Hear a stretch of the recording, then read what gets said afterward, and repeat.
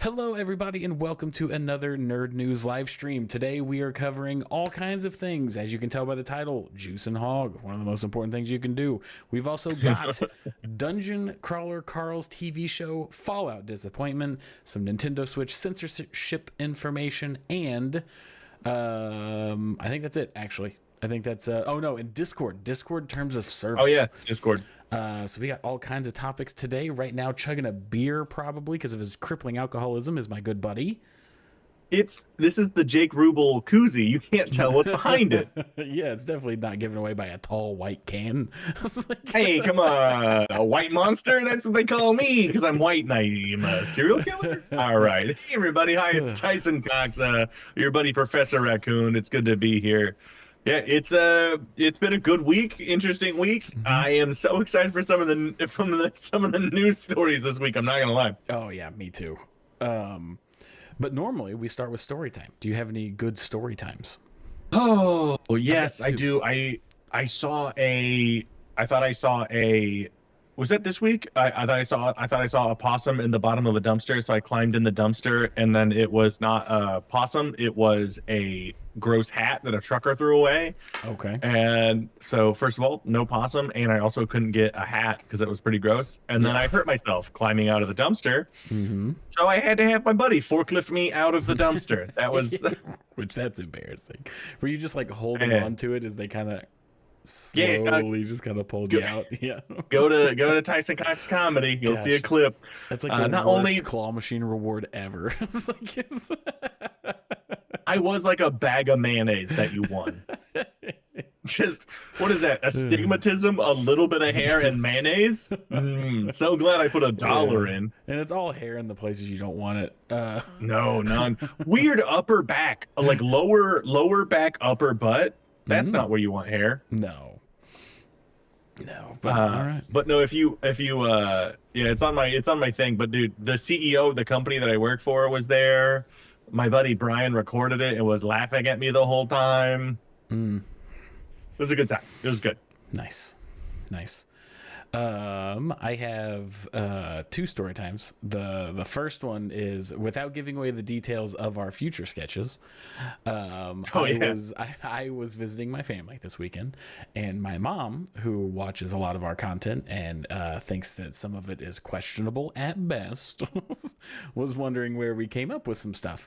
And there's one sketch that she completely disapproves of in every capacity, and I cannot wait for you all to see it. And that's the one we're pretty excited about. Yeah, it's the one I'm pretty excited about. But she was equally excited about another one, so it evens out. Good. Let's see what else. The second one is. Yeah, go ahead. Oh, I just think I got a little bit of food poisoning today. I'm sorry if I just have to get up and leave the stream because I shit 4 times before 9:30 a.m. So, it's like you're just like a stink cloud ninja bomb. You're like, disappear. So if I just have to get up and leave, it's an emergency. So just as a heads up on that one.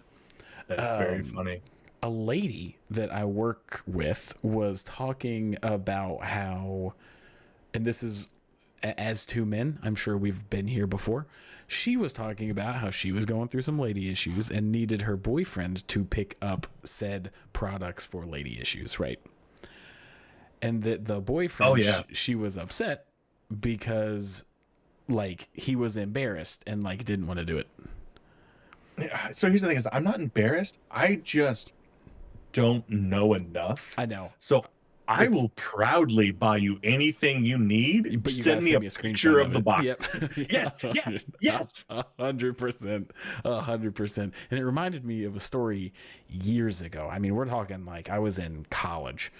So that would have been, 6-7 years ago, where the exact same situation, right? Exact same situation. Girlfriend asked me to pick up that stuff, and I was in line paying for it, and the guy that was the cash register was like real young. Like he wasn't like shaming me. I just don't think he'd ever seen a dude buying that stuff before. So he was like 17, did you have the long hair 18. at the time? No, buzz cut. Okay. I didn't have the long. I started growing the long hair out during COVID. So he was like, this angry lesbian is on her period. Right. Right. But he scans it and he's being real awkward. And to break the silence, I just go, my giner's a mess right now.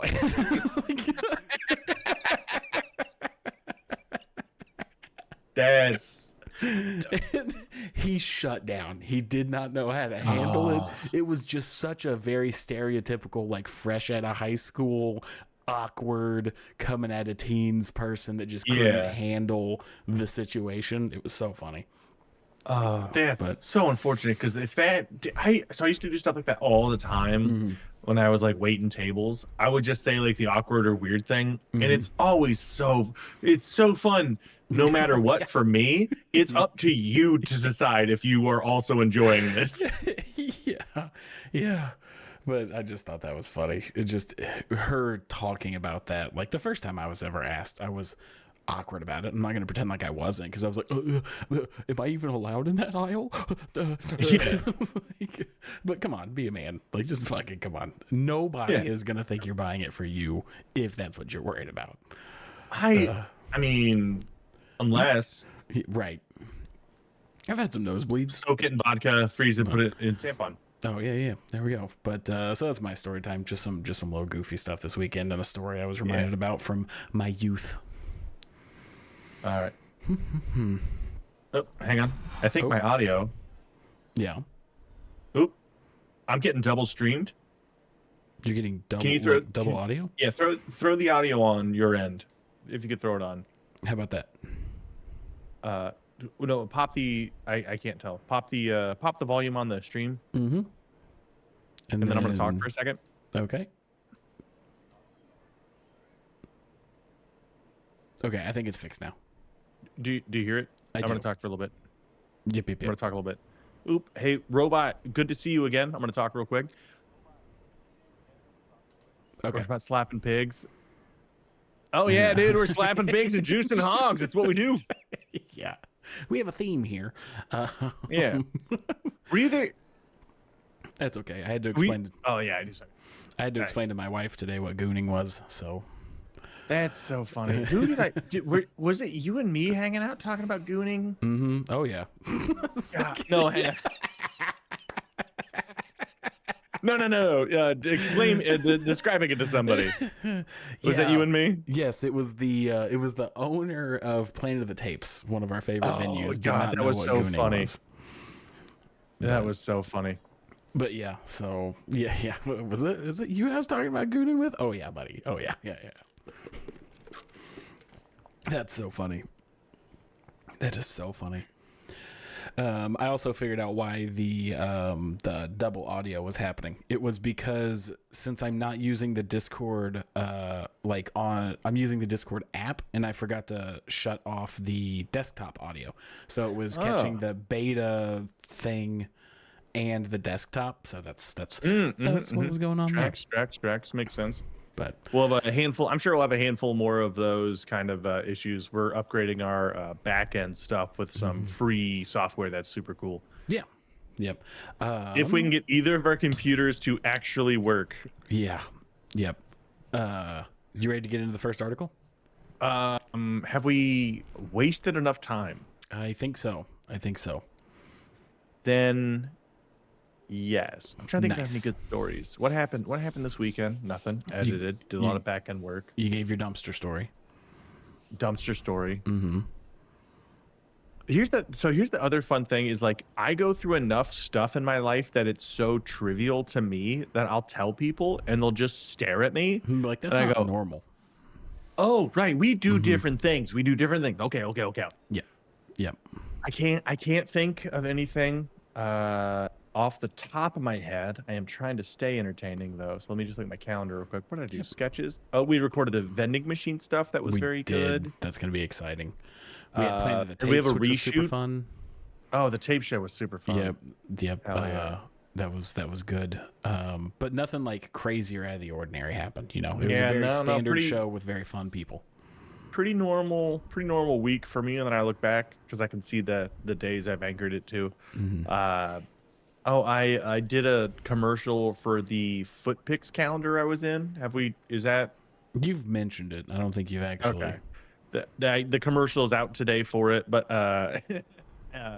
Aaron, my lady, they were talking before I got there, and they were like, "Yeah, no one's really buying these calendars," and then they were like, "Nope, hang on, Tyler, it's not because they didn't want to, they didn't know they existed." She walked around and go, "Foot pick calendars, here, sold 6 immediately." That's insane.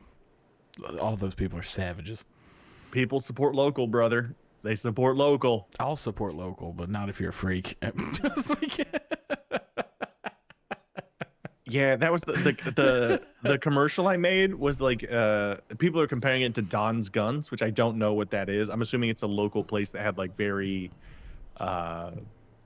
bad but good commercials, if you know what I mean. Man, I like guns, so. Well, yeah, but this one would be like, do you like cool bars? Do you like do you want to see a local business owner's feet covered in barbecue sauce? Then boy, have I got a calendar for you. Like, you know what I mean? Like it's the just the guy reading the lines kind of thing. That sounds haunting. Oh, dude, I got a copy. I will show you when you're here next. And that was not do you want me to? I am going to show you. For sure. No, I got some videos queued up for you. We'll make this a real We'll make this a real tit for tat. No, you can't. So here's the thing is you can't be like, "Oh, gross, people's feet," and then be like, "Have you seen this guy's asshole get ripped open by a pineapple?" I can. Here's the difference. I don't know that guy's asshole. I know your feet. It's like, that's way too personal.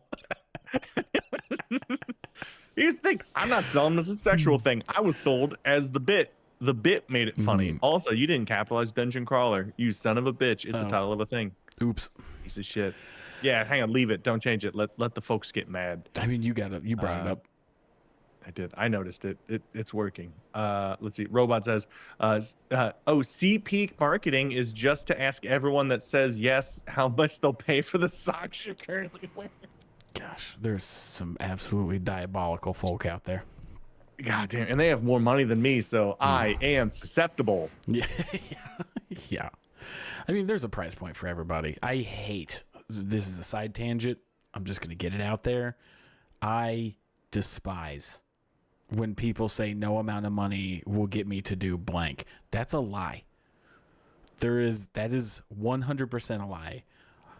There is a dollar amount for everything, for the most part. Most part. There's definitely some things that I can stand on principle and say that there's no way I would take any money. If you wanted to make it real base, the standard bar, the standard repressed homosexual man at the bar, correct, being like, how much money for you to suck a dick? I would never, not a single dime. Couldn't even do it. I've thought about that. Oh, you're doing it for the love of the game? You're doing it for the It's going to be around $40,000. That's going to be, depending on when they ask me. And the dollar amount goes up the older I get and, like, the more money that I have. You know what I mean? Yeah. Like, you asked me 5 years ago, 20 grand would have easily done it. Even, like, college, a good burger. Like, who knows? Ooh. So I might actually be in like a weirdly unique place to talk about this, because did I ever tell you about the old gay priest that used to host a comedy show? You have told me about it, yes. Okay. I don't think you've said it on stream though. No. All right, here's a lore drop for you. There was this. He was an old gay priest, and he was very proud of all of those things. And he was not a bad, like he wasn't like a lecherous, like corner you, to my knowledge. Maybe it's because I was taller than him, but like but like one day I was like, I'm gonna try to move to New York. I want to do stand up. I think $5,000 will get me set up pretty good. And one day he was just like, I'll give you $5,000 to fuck me. And I was like, no. Think about where you'd be today though if you said yes. I'd be fucking a lot more old gay men for money for $5,000. And I would be like, I have a standard. Yeah, your card would be paid off. Bitch. I'll tell you that. That would be. What was it? I said your card would be paid off. I'll tell you that. I wouldn't have a car. I'd have a driver.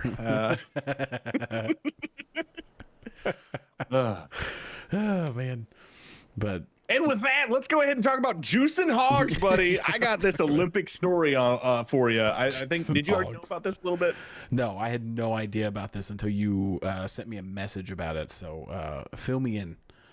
I did more research. Also, what's funny is my head is so shiny that it's cutting off the sides of it, so I look like I have like an extra thummy head right now. This is pretty good. Sometimes, only when you turn like at a certain angle.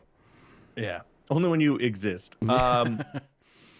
So there's a investigation going in about Olympic ski jumpers. Okay, real quick, because before you keep going, I'm gonna guess it has something to do with some kind of weight distribution or aerodynamics from just piercing the wind. We will go with, you've kind of got it. You weren't specific enough for it's the aerodynamics. It's the aerodynamics. Yep. Because I'm just imagining, right, that they got caught. It is floating. I don't love that. Yeah. But I imagine what's happening is like these people are getting caught because right when they go off the ski jump, you just hear. It's like, oh, your mic did not pick that up, by the way. They didn't. Oh, hang on. Can I do it with my arm? Hang on. Just hang on. I can't. Hang on. Are you trying to go? See, the mic didn't pick that up either, so we just both look like buffoons. Oh. I was jacking it, and you were sucking your lip or something. Like, I was jacking it, and I was smacking it. But yeah, we're slapping the pig. We're gonna call that slapping the pig. Yeah, that's slapping the pig. No. It's not like they got. So it's like because I heard about it this morning and it kept coming up that I was like, I have gotta pay attention to whatever the hell this is. Yeah, so I started looking into it. I don't care about the Summer Olympics, let alone the Winter Olympics. Oh yeah, dude. I do. My favorite Winter Olympic story is like the U.S. snowboarder who woke up late, got positive for weed, and still won gold. I'm like, yeah, that's the most American snowboarder I've ever met. Oh, That's of course. you did it. 100%. No. So what happens? What happened is there's some like it's the information's coming out. It's in process. So this is the timeline that I had. Yep. I was told that Olympic ski jumpers were juicing their dongs, and that was it. And I was like, well, that's a weird thing. I think that's a porno that just got misconflated, right? It's like season 2 of the hockey show. Yeah. Well, this is apparently there is many books of that. So this is an offshoot. This is a ripoff. But then the next information I got is they were juicing their dongs with some sort of something or other acid that gives it 1 or 2 more centimeters of girth. Okay. Yeah. Which hang on, it lasts like. Give me a second. Yeah. Go get a pen and paper real quick. Write it down. Yeah. And it also lasts like 6 to 8 months or maybe even longer. And I was like, okay, this is just a guy wants a juicy beef stick, you know? Yeah. When they zoom in on the camera, he's like, oh man, he would have won if it wasn't for his fat nuts. Yeah, he saw that guy doing the pole vault and his dick knocked the bar off, and he was like, I want to be that guy. Yeah, that's gonna be me. But here's what this is my current understanding of the information that I have gathered. Okay. It was not some sort of hydrochloric acid that like beefs your buddy up. They were putting saline solution into your scrotum. That way, when you were fitted for your Olympic suit, okay, the saline solution dissipates, but now you have an extra flap of wing, like a squirrel's armpit. Okay. All right. Like nice. it's a wingsuit. Uh-huh. So yeah, robot. It would make if you had a big girthy bowling ball down there. Yeah. Not aerodynamic, but that recedes. You have that nice sleek squirrel wing. I don't know what to call it. You have a squirrel wing. Yeah. It adds. Apparently, for every couple of centimeters, it adds like a percentage of how much further you go. Huh. God, have you ever wanted anything in your life, Tyler? Have you ever wanted anything in your life so bad that you're like, I'm going to dump saline solution into my nuts to be marginally better. I already knew that there were a lot of things holding me back as an Olympian. I did not need to hear it was also my hog. Well, it'd be your ball, so.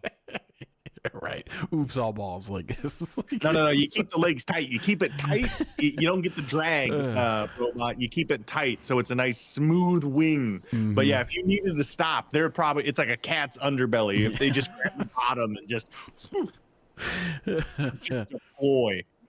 Gosh, that was I can't remember who. Never mind. It doesn't matter. I'm not just gonna ramble trying to remember a thing. We could just move on. But yeah, so that's so crazy. Here's the thing. How did they find out? Well, there was Johnny Nutsack was doing real good, and they couldn't figure it out. Was it one of those things where they landed and one of the coach came up and was like, "Hey, good job." Why'd your dick like that? Like, what was the? Oh yeah, yeah. It was a real old school coach who went to just molest you under the guise of camaraderie.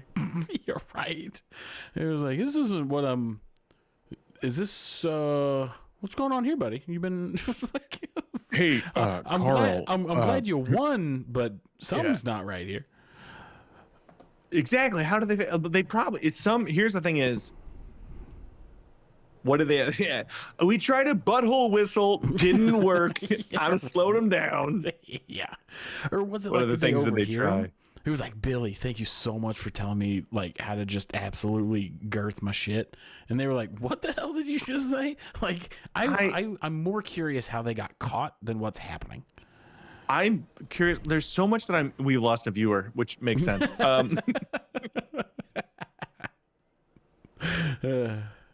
It's like, do you ever watch Blue Mountain State? Robot goes, "Can you imagine trying to sell your friends on this plan?" I could very easily. Selling.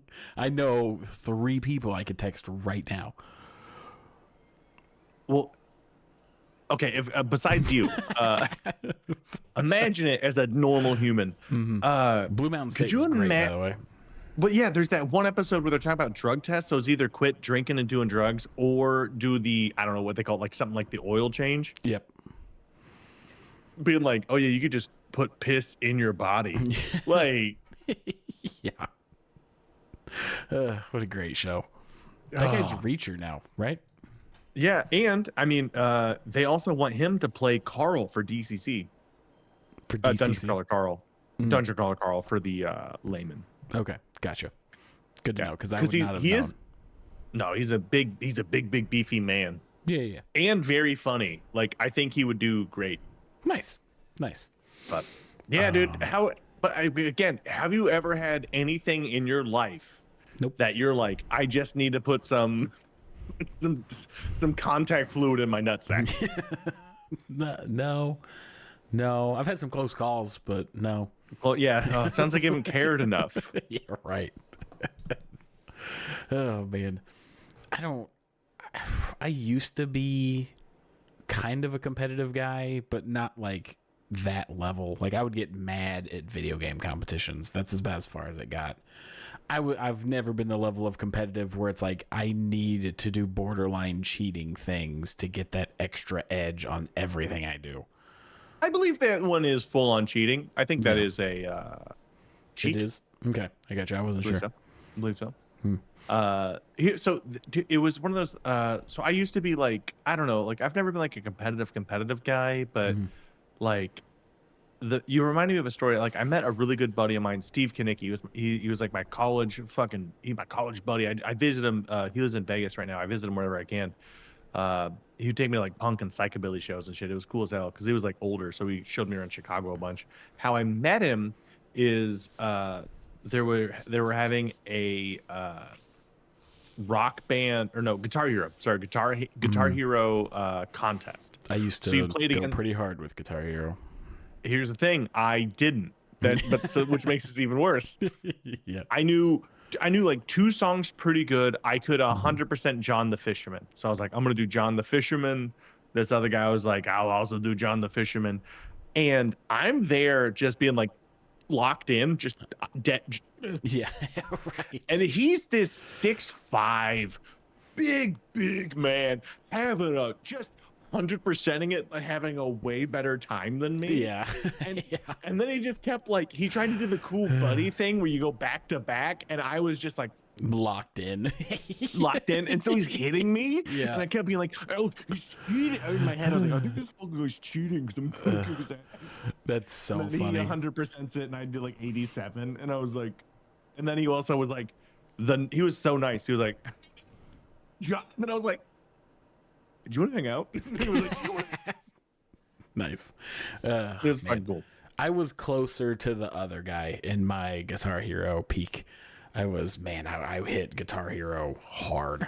I was the type of person that was like, I'm not going to stop playing until I can beat Through the Fire and Flames. And then once I beat it, I can start working towards better percentages. Like I was practicing. It was obnoxious. I mean, like, it is like, so here's the thing is the only time I was ever competitive, it's not like I practiced to do that contest either. I saw they did a contest. I knew the one song kind of good, and I was like, I'm gonna win it.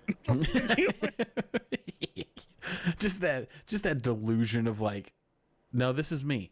Yeah. It's like, Yeah. Ugh. Oh man, that's funny. Oh man, I don't have anything else when it comes to the Olympics stuff. Oh, It's, Days catching up. it'll do that. Yeah, but I mean, like pitching it to your friend, like having your trainer being like, you're doing pretty good. Yeah. Did you want to really soar? Yeah. Nutsack? Sorry, you didn't let me finish. Did you want to really sore nutsack? Would it be sore? Like, I don't know if we know the side effects.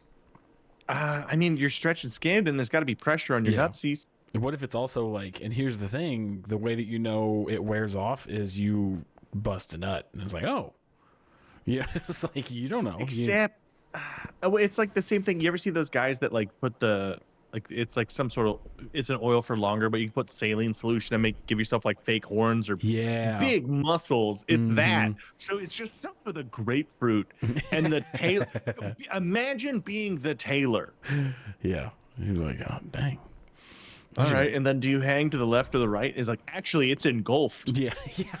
This is more like a turtle inside of its shell. If the turtle had a huge nutsack on the front of it.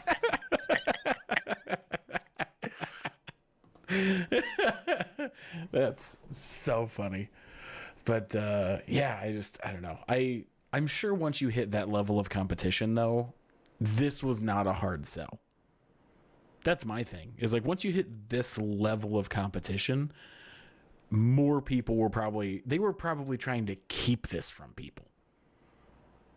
I mean, I think they're always trying to keep it from people, but like this one had to be a pretty easy find. Hey, another thing. Do you think they're juicing it so it's like expanding to the extent of like distension, and now it's like, oh no, we're making a real big difference? Or if it's like, hey, it's cold out there and these will be your normal balls. Yeah. Right. Also, Is She a Robot said, okay, but on a real level, turtle peen is crazy. Are you speaking from experience or just witnessing it? that robot got dicked down by a turtle, baby. Yeah. You talking about like a Teenage Mutant Ninja Turtle? Because dude, when I was a teenager, I had crazy dick game as well. But crazy dick. You said that like it was a sign at fucking Little Caesars.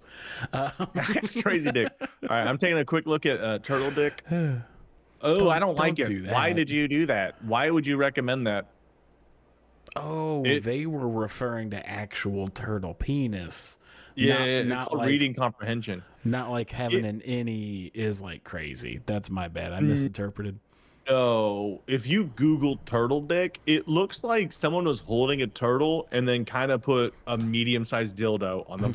But like, instead of a head that looks like the top of my head, it looks like somebody dropped like clay and it hit the floor and it kind of like the clicker from terrible. Dude, that's so scary. All right, get us off this topic, Tyler. Yeah, everybody loves 35 minutes of hog juicing. All right. The next thing that we're going to be talking about We should charge more. We should charge more, which we charge nothing. The next topic is one of the I don't want to say lesser topics. That's not the right way to put it, but one of the ones that's not in the headline, and that is that Nintendo Switch, the very, very popular game. I completely just spaced. My mind went to a different universe. Dispatch. There we go. Start over. Hard cut. Flippity floppity it back. Dispatch. Dispatch was an incredibly popular breakout game last year, and it is coming out for the Switch, and so many people have been complaining and they're very upset that it is very heavily censored.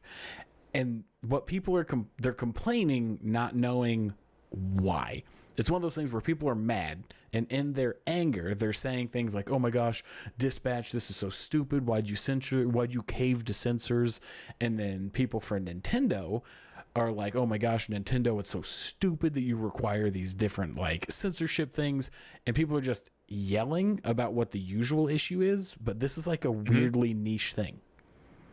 Okay. So, go ahead. Are they communicating that it is different, or are they just being like, okay, all right? Yeah, it's one because okay, nope. No, go for it. I jumped on you. Well, because I don't know much about it, and it's only because you've brought it to me, right? But people, they should know that people do that. They go, I don't know the thing, so let me, right? Okay. Like it. They should have maybe done more care. I don't know enough, but yeah. Yeah. So the creators of Dispatch did do an announcement. They were like, "Hey, by the way, this is why it's happening," and Nintendo did the same. I just think people are ignoring it in their anger and just never tried to look into it. You know what I mean? That was also like a week ago when this first happened.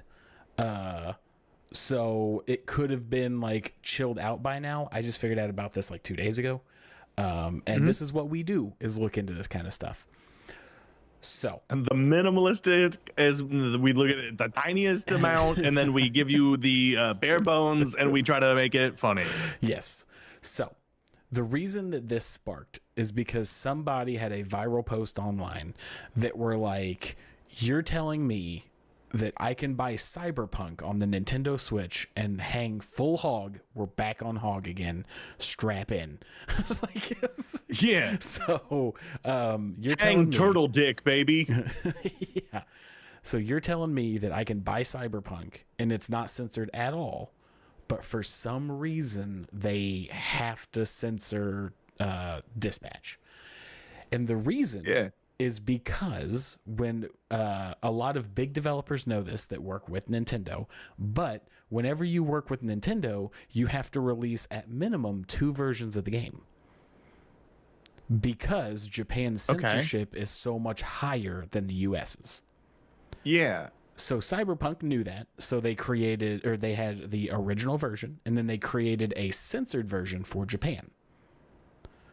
Dispatch, the developers did not know that. So they were like, "Yes, Nintendo, we would love to be on your platform. Here's our game."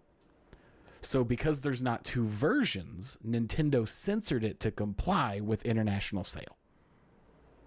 That's it. Okay. That's the end of it. Hang on. Like how did they censor it in a way of like broad sweeping strokes, or do they just go, "Yeah, we have to quote unquote censor it so like it gets censored"? It's annoying to play because all cuss words got bleeped, type of thing. So it was just like the generic YouTube moderator version of like, "Oh, just hit the beep button," and then like obnoxious black bar blurs and stuff like that. Yeah. Okay. So it was low effort, obnoxious levels of censoring, but it had nothing to do with anybody being lazy. It was just that Dispatch creators didn't know that you have to release 2 versions, otherwise that's going to happen. Yeah, and then what you're getting on Switch is a censor's version of the game, not an artist's version of their game. Correct. Censored. Yep, yep. If the developers of Dispatch were like, if we would have known about this. Oh, am I still here? My computer just made a real weird noise. Okay, yeah, I'm here. Yeah. No, despite my attempts, you're still here. Yeah, yeah. But I don't know. I haven't seen anything about the developers of Dispatch saying that they're working on a separate version to get the other one uncensored. But they were like, look, we're still looking into things. We don't know the full scope of everything right now, but this is why it happened. So people that are getting mad at Dispatch for caving into censorship are wrong. I guess the people blaming Nintendo specifically are more correct, but it's not because they're just a hateful company, and I dog on Nintendo all the time for their bullshit. But it's like, it's their rule, like they didn't say that you can't have the uncensored version. They just have to have multiple if you're doing an international release. Yeah, which honestly, it feels like it's probably just a business decision, which you know me, I love big corporations. I love sweeping declarations. But if like they're gonna release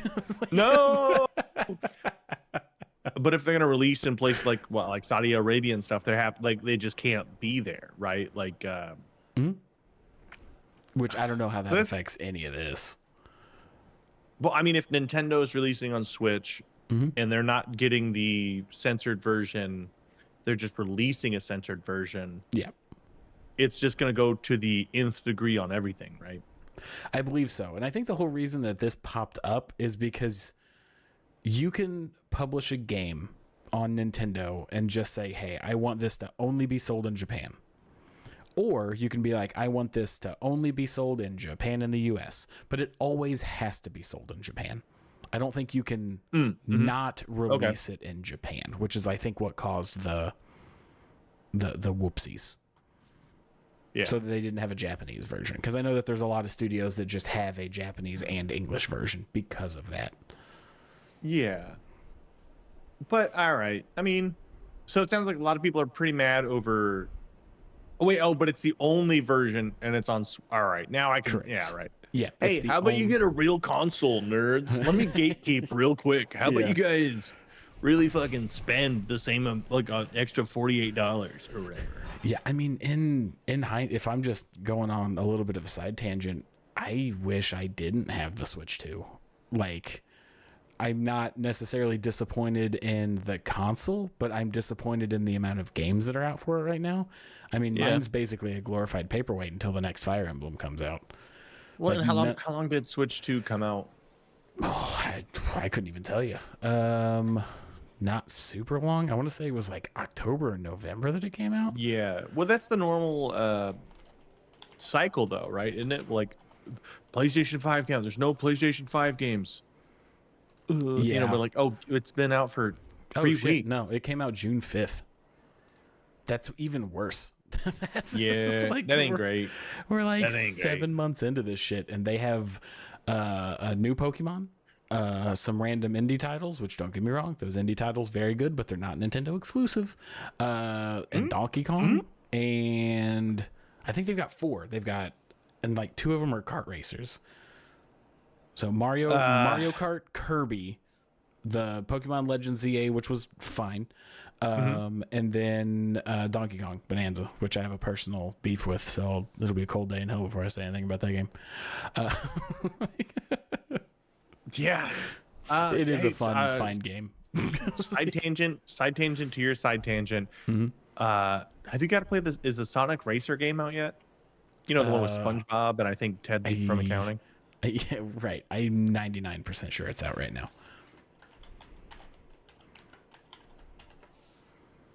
Have you got to play it? Is it good? I haven't. It had Sonic in it, so I assumed you had got to play it. It's one of those things where I gotta pick and choose my battles right now. And Sonic Racing is not very high on that list at all because, it came out. It came out. No offense to Sonic. If this was a mainline Sonic game, yes. This is a kart racer, which is a genre I don't particularly care for. So it's a hard sell for me to buy a game just because it has Sonic on it. And I mean, also, like, you get the nostalgia plus, like, they do it well. Mario Kart, great. Mario Kart's really fucking good. You know what I mean? So it's hard to go, let me get Joker from Persona racing against J.K. Simmons' character from Whiplash. Like, it's just... Yeah. I do think I do like Sonic Racing as a game more than I like Mario. Like, if I had to pick for the evening to play either Mario Kart or Sonic Racing, I would pick Sonic Racing. I don't like the genre enough to get either though. It's like that's the thing. Well, I like for like social gaming, Mario Kart's really good because everyone kind of knows it or knows about it. Mario Party, like, it's just a good, throw it on the TV. We're all like, we're 30 plus. Yeah. Some of us more plus than others. Yeah. And Mario Party, dude, when I'm 60, I'm gonna keep saying I'm 30 plus. I'm like, I'm 30 plus. What are you, a middle-aged white woman? Dude, I've always done the opposite, where like I kind of forgot how old I was for a little while, because I would always round up I was like, I'm 23, I'm 25. Then I was 25, I was like, I'm 30. And then for 5 years, I just kept telling people I was 30, because I didn't give a shit. And then I hit 32, and I was like, I'm 30. Uh-oh. Oh, hang on, I'm 25. But just existential crisis, just hard look away. You just hear the just like screaming exactly. noises Yeah, in your everyone. head. Yeah, robot says everyone they know forgot their age after they turn 30, because it doesn't matter when you're younger. Like, when you're younger, there's a big difference between 14 and 16. There's a big difference between 19 and 21. There's a big difference between 21 and 25. After 25, you're like, yeah, no, I just go to work every day. I'm slowly trying to unfuck a lot of stuff, and probably just have a good time while I can. But I stared in the void too long. Sorry. What happened? We're having dip. Ooh, it's buffalo dip. Perfect. Thank you. Nice. This is gonna wreck my shit, but I'm still gonna have fun. But yeah. So I don't particularly care for racing games of any kind. So if it ever goes on sale, I'll try Sonic Racing. I like Joker from Persona, but it's not enough to get me to buy a game. You know what I'm saying? Yeah. No, but I also do think they did do a lot of that. I've heard out of all the racing games on the Switch, because apparently they have a plethora, the best one is the Kirby one. Which, that's so weird to me, because like Kirby in my mind has never hit me as like a flagship. Like, yeah, well, no, I mean, like, I loved Kirby, like, on the Game Boy. Like, those were very fun. They're adventure games. They had an interesting mechanic. Yeah. But I never thought to myself, like, Kirby race car.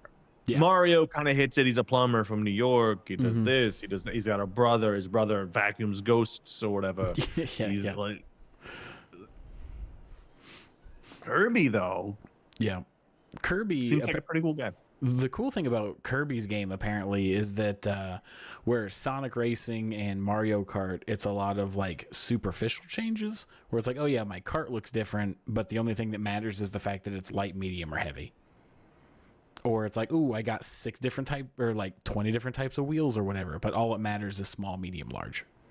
Like, there's small customization.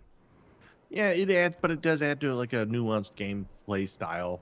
Right, for sure. But where Kirby is like, you build every like nut and bolt of the car, and all of them affect your stats in like really crazy cool combinations. Okay. Oh, so they actually did more customization with the genre. Okay. Yes. That's and cool. It's not carts. It's not cars. Like, Kirby flies around on a star. So you're building like different star racers. So it's aerial. It's like planes. Okay. All right. Yeah. Okay. So once again, Robot asks, did the Sonic? This is a good question. Did the Sonic movies sell you? They didn't sell you on the game. The Sonic movies. I will say, I don't think he drove any singular kart in the movies, so it's actually a pretty good advertisement for the opposite. But Shadow did the Akira slide on a motorcycle. That is. Why am I? Are you so hard? I'm hard. My nipples just got weird, dude. What happened on that? I've been a big fan of Sonic. Not that kind of fan of Sonic though. That's kind of where the meme ends for me. Like, I joke. Right. I joke that I'm a huge Sonic fan, but I'm not one of those Sonic fans. I've been a big Sonic fan since Sonic Adventure 2. So I'm hearing is you could be a bigger Sonic fan. Oh, 100%. I could have a jar, if you know what I mean. But Oh, come on. Don't be gross. We're just juicing hogs over here. Don't be gross. But no. What kind of power would Kirby get from swallowing that jar? I'll tell you one thing. He'd be one hell of a moderator.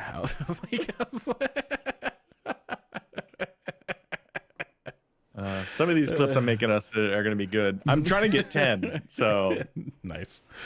Thank God we're not entertaining. Yeah. So none of the games have sold me on the movies, and none of the movies have sold me on the games, because I know I like both. Like any mainline game, I'm going to play and I'm going to enjoy. And any movie, I'm going to enjoy, because I'm going to be some level of inebriated with my friends. Yeah.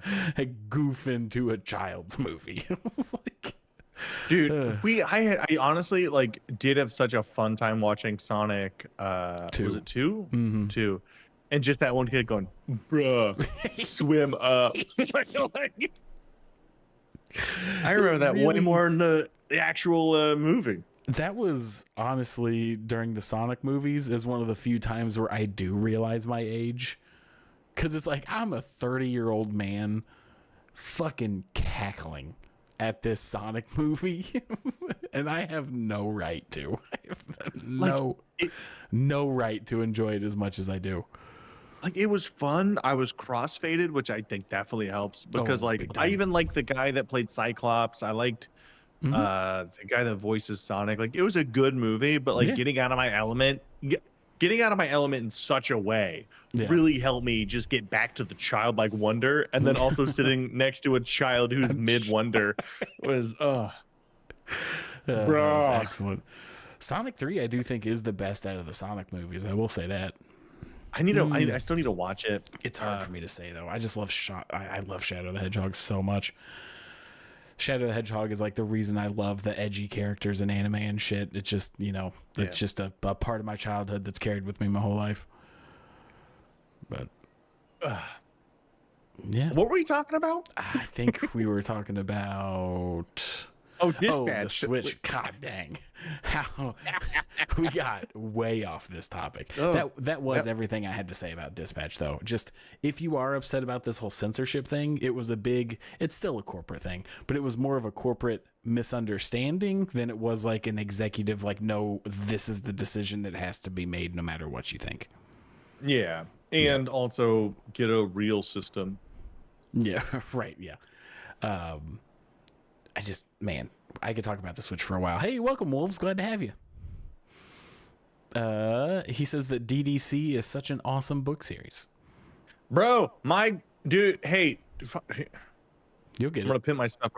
No, hang on. I just got excited. And that's the Dungeon Crawler Carl, right? Yeah. I do a breakdown series, and Matt Dinneman liked the second one I did, so I'm gonna do one for every book that comes out ever. Nice. Notice me, Senpai. It's like you're giving off bad energy right now. God, dude, no, for real though. Like it was such a crazy thing where it's like I did one and it did really well, and then I did the second one, and it did even better. It blew my fucking, like, it was crazy. But like the other, like I mean, hey Matt Denneman, if you're watching, if you could just go ahead and get on Instagram, and just if you'd like and repost on Instagram, that'd be great. My TikTok, I don't really care about my Instagram. But no, on TikTok, he liked, commented, and reposted one of my videos.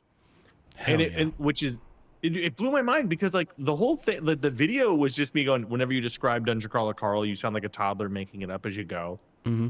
It's that out of love, but like the series is such this fucking ridiculous thing that I was just doing that, and then I cut to just being like, and then Carl, he gets a big boom jug from the goblins that were buying meth, and they have to go kill the llamas because the llamas have all the meth, and then and it was just like that, just breaking down points of the book. Mm-hmm. And Matt Dinneman goes, yeah, this is good because I basically am a toddler. And like it was so fucking, I was like, oh shit. you don't ever think you're gonna run into the guy. No, You know what I no, mean? no. You think you're just talking goofy shit, like out of like, but like I always made sure to be like, it's a great series. It sounds just ridiculous. Yeah, Watch yeah. it all. Absolutely. I had the exact same experience as that when the Undead Labs from State of Decay commented on our State of Decay 3 video. It was 1 for 1. Totally get it. That made me laugh so hard.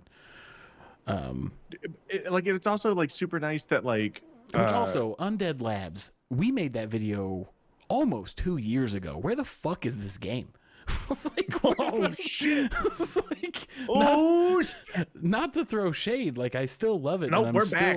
We're back to the shade. I'm still so excited for it, but can we get any update? Like, please, I'm chomping at the bit. What book was this again? State of Decay? It's not a book; it's a video game. It's State of Decay. It's a zombie survival game. It's one of Macy and I's favorite. We absolutely adore that game. 3? 3 is the one that that I would like an update on.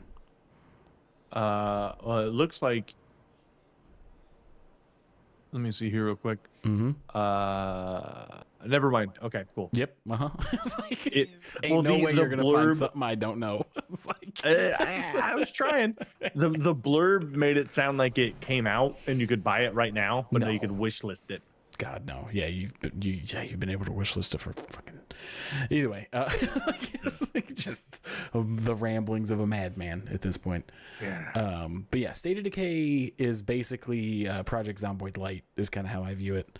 Except instead of it being like asymmetric and like insanely difficult, brutal, it's a third person like town management survival. Much better like combat mechanics and stuff like that. Oh, I'm more into that. It sounds like. Oh, dude, sounds like.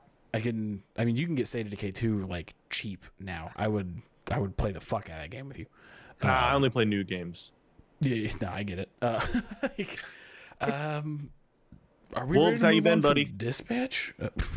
I think we are. Nice. Let's go to our next headline. Oh, Wolf says we're gonna get GTA 6 before we get State of Decay. Probably.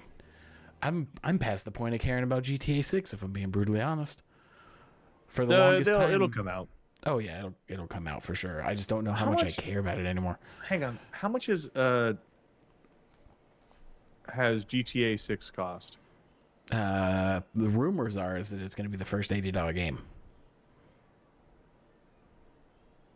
It's cost. Wait, how? So I hate. This is why. All right, this is why I hate AI overview, because AI overview goes. It's between 1 and over $2 billion. You've told me nothing. Nothing. You've said it. 0 things. Yep. Sorry, that was it. Oh yeah, okay. That was it. No, that was all. Yeah, it didn't give me an answer, but like, yeah, if they do an $80 game, they can go fuck themselves.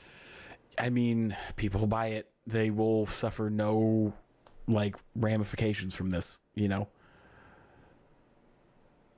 Dang, you said you worked 12 hours and it was -4 this morning? Where are you? Hitman's in Canada. What? No, Hitman's in Canada. This is Wolves. I know. That's where I'm saying. Where was Wolves that it was -4? Well, he's in hell from Black Phone 2. Oh, yeah. Did you end up seeing Black Phone 2? Yeah, watching both. Hell's not Nice. flames, it's ice. No, not to get theological, I believe that's way more likely. But moving on, I never saw Black Phone 2, so I don't know. I can't vouch for that one. I did like the first one quite a bit, though. Sorry, what was that? I said I did like the first one a lot. I have not seen the second one yet. I liked it. It went more supernatural. Well, I guess they both went supernatural, but like, I liked them both. 2 leaned into it way more. Yeah. Which is something that I was nervous about, but I still plan on watching it. Oh my gosh, I gotta stop yawning. Yeah, you do. It's Monday. It's Monday. Why am I so tired? God damn it. You ever have that thing where you're like, ooh, if I can just get hit by a mail truck, I will have a better week? Yeah, big time. But next topic. It's one of our headlining topics because it's so disappointing to most people.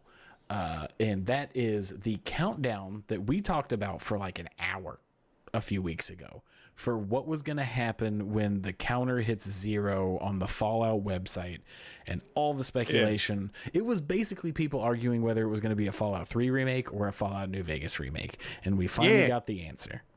And it was nothing. Neither. It was neither one of them. I don't know. Do you want to go first or you want me to go first? I mean, I'll go first a little bit because you haven't got to watch the show, right? You didn't get a chance to watch. The second season was great. It kind of broke away a little bit in a way that I really appreciated, where Fallout the games always have like this nice, like upbeat attitude, or like the Vault. You know what I mean? The Vault's always got this nice upbeat attitude, but there's like that insidiousness behind it. Mm-hmm. Like Lucy's character was great on that. Yep. Because like in season 2, it wasn't. I was watching like a video essay about this, because it wasn't like, whenever in media we're all trained that like if a character does something bad or loses their spark or gains their will to do something, it's always like this weird box of like, yes, you were supposed to do that. This is what's happening. This one didn't have that. It felt much more amalgamous, and it felt more realistic under the tones of like uncertainty. Okay. Which I thought was phenomenal. Yeah, Like for a show to have you watch a character, and it's not like big in your face, like hit you with a fish kind of shit, because you notice when you get hit with a fish. Right. That's a phrase starting now. And but like it's like you watch it and you don't quite understand why. You're like, I don't disagree with this, but I don't like this. Why don't I like this? You're like, oh, but you're still watching. You're waiting for you to go like, okay, well, it's because, and then it kind of just like, you go, oh, yeah, that tracks. And I think it's because the season got confidence in the fact that they kind of know they're going to get a season 3 at this point. Yeah. And so they're very confidently leaving things to explore. Cool. Right on. That all sounds good. And Wolves, you did put it much better than Tyson. That's called a red herring. No. A red herring is when you set something up to intentionally dissuade somebody. I'm saying like when you just don't know why something is like the mystery around it. Well, it's not the mystery. It's just like the character arc that's like so subtle. Because like season 1 and season 2, Lucy, season 1 is very much like, okie dokie, let's go, let's do the right thing. Season 2 is much more like, are they being worn down by the wastelands? Oh, gotcha. I love those type of stories. That's very good. I just finished reading a manga called Alice in Borderlands that very much plays with that exact trope. Which I might talk about it a little bit later, because I highly recommend. That's one of those series that, regardless of whether you like manga or anime or that style, the lesson of that book series is just so good, and the type of people that need to hear it, it will resonate very well with. This is Alice in Borderlands, right? Yes, Alice in Borderlands. Okay. For the Fallout TV show, there were a couple of weird plot holes in season 1 for me. Not enough to like ruin the series. I was just like, I think the reasoning behind like 2 of the decisions in the first season, I had a hard time reconciling with. But I was like, okay, different, whatever. It didn't ruin the show for me. It's still like an 8, 9 out of 10. And then I can't remember his name, but who is the main Brotherhood of Steel guy? Maximus. I hated Maximus. I could not stand his character. He was so annoying to me. You get a lot more of his backstory on this, which his character is still the same, but he to me fits really well for somebody that's been raised in like, I mean, it's all your own faction of like cultism, right? Yeah. But like the Brotherhood of Steel is a much more of like religious fanaticalism of it. Yeah. And so it doesn't encourage asking questions. It doesn't encourage reading literature. It just makes you go, this is the thing. This is why I love when they put the power suit on. They sound like bros. Yeah. Like the that little touch is really fucking good. Mhm. But it is like he would be annoying. He's a jock. It's not that he's annoying. They went too much into him just being fucking stupid. Like, I'm fine with But you the don't character. have to be smart to No, do no, the no. things they do, right? I'm not saying you have to be smart, but it was, if he was just stupid, it would have been funny, but it hit a level of stupid where I was like, oh my God, this is exhausting. That was my thing. To me, it was just one layer too far for me to enjoy it. I can see what you're saying because at points it did hit like Forrest Gumpian. Yeah, I mean, they made him like a 4-year-old. Like, here's the thing. When he was like oblivious to a lot of the things and like saying stupid things, but his whole comment, like when they were in that room and he's like, do you want to make my cock explode? I'm like, this is fucking stupid. That's where it jumped the shark for me on how stupid it was. No. I mean, I agree with you because you get Lucy McLean being like, you want to do cousin sister stuff. You go, yup. But that's not what it was. It was him. No. That was the level. That was the specific moment for me where the stupidity became like not funny, and I was just like, okay, I get it. He's stupid. It's definitely better this season. I think that may have been the actor misunderstanding, or maybe like getting, or maybe not having enough agency to push for like a less like not even Saturday, like a Gumpian character. Yeah. But yeah, but also the knight that died from the Rad Bear. What's his fucking? He's on a Michael reality Rappaport. show. Yeah, That's the here's the thing actor's is, name. I think he's awful. I think he's terrible. I don't think he's funny. I think he's obnoxious. I think he's dumb. so here's the thing is, I'm more on your side now because I used to see some stuff. I was like, that's kind of funny. He's just kind of like out. No, now I watch him do shit. I'm like, oh no, fuck that guy. Yeah, that guy can fuck a ditch. But yeah, so I'm glad he died. That they was one of Kumail my Nanjiani on this one. by the way, just as a side note, Wolves, when I said that there were two things in like the plot decision making that really annoyed me, that was one of them. So I'm glad that I'm not alone in that. But as you were saying, oh yeah. I mean, I kind of lost my train of thought, but we were talking about but yeah, Michael Rappaport's character, dumb, stupid. I think they framed the Brotherhood different and poorly, because like the overview of the Brotherhood was like religious fanaticism, yeah, and then the individualistic was dumb broy. yes, yeah. If that kind of tracks, like where it's like I keep saying Gumpian, but like it really does feel like maybe they disconnected the idea of these two things exist. Like they both can be one thing. But it felt like it was two separate things. Right. And in season 2 with oh shit, what was it? Like they did some really good stuff. I do think there's definitely some gaps in perspective, I guess might be the best way to put this. Like whatever the continuity director might not be doing, might not be allowed to speak on something. Because like Macaulay Culkin is in season 2, great get. His acting, mid. Yeah, shocker. Mid as fuck. That doesn't surprise me at all. Like maybe he was miscast. Maybe they're building him up to be a coward in the next one. But like even his line delivery, I was like, I could have done a better fucking job than that. Yeah. One person that I really appreciate from season 1 that I think did a great job, I cannot remember the character's name, but I do know that the actor he's a stand-up comedian. Pemberton is his last name? Yeah, Jesse Pemberton, I think. Pemberton. Does a great job this season too. He was one of my top 3 favorite characters in season 1. I think he did an incredible job. He, to me, represented that perfect level of stupid funny. He was that perfect level of naive, not understanding the world, but like trying to do his best. Like, I wouldn't say he's naive. He has a very specific understanding of how the world works, which isn't how the world works. If that makes any sense. Yeah. I would say that that's naive to a certain degree. I wouldn't say naive. Ignorant? I mean, Is that naive. I better? guess I think ignorant is a better way to put Yeah. it.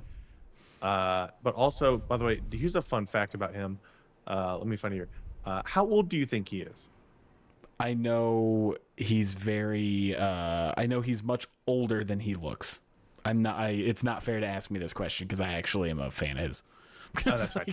I had a backup that was let's see, 2026 was go. I can't do math right now. 45. Yeah. Yeah. See, I was gonna say 43. I was hoping. I had two thoughts. June, I was like, yeah, well, he's this isn't 44. fair, or I could have just nailed it, and you'd been like, holy shit. Like, Yeah, it is. Yeah, what's up, Drew? Good to see you, buddy. But yeah, no, but like he. Oh, hang on, I missed some robot chats. He and Brenna Song were watching season 1. that's wild. You talking about Kumail? Huh? Brenda Song? Yeah. Brenda Song is his wife. Macaulay Culkin. Yeah, I forgot who we were talking about. Well, yeah, he should be in it. He is a good actor. That's why it felt so weird that so much of his stuff was like. I'm not trying to be Under-delivered? disrespectful. I'm really not. Is he a good actor? No, I'm sorry. I was thinking of his brother Kieran. And, Okay. It's like, I just don't know, other than Home Alone, what he's just blew my mind in. You know what I mean? But I mean, like, if you look at the humanity of it all, which I know a lot of people don't like to do because, like, the art is the product. And unless you're trying to put something in it to make you think, it shouldn't be in there. Da, da, da, da, da. Meh. He had a rough go. Shut up. And he had a rough. I was just gonna say that's a pretentious thing to say. Sometimes you can just have a goof and shut up. It's like, Yeah, well, that's what we do. That's why. That's what we do. yeah, But I also I like to be human about it though. It's like, yeah, he was this child star, he had this rough go. He is popular, so you can look at it one of two ways, where it's like someone wants to give him another chance to keep going on, or it's just you get his name in it, but they didn't advertise his name, so Right. like I think it is just people trying to get him in there. until you just said that, I had no idea he was in season 2. Exactly. Yeah, I do think he could have done a better job, but that's me, armchair quarterback. No, that's a lie. He could have done a better fucking job. yeah, yeah. All of there his you line- go. Good for you. Have that fucking opinion, buddy. It's like- Yeah, it's we like- talked about it. Yeah, He's you doing gotta- better than me. It's punching up. Yeah, But like, no, all of his lines did feel a bit like, oh,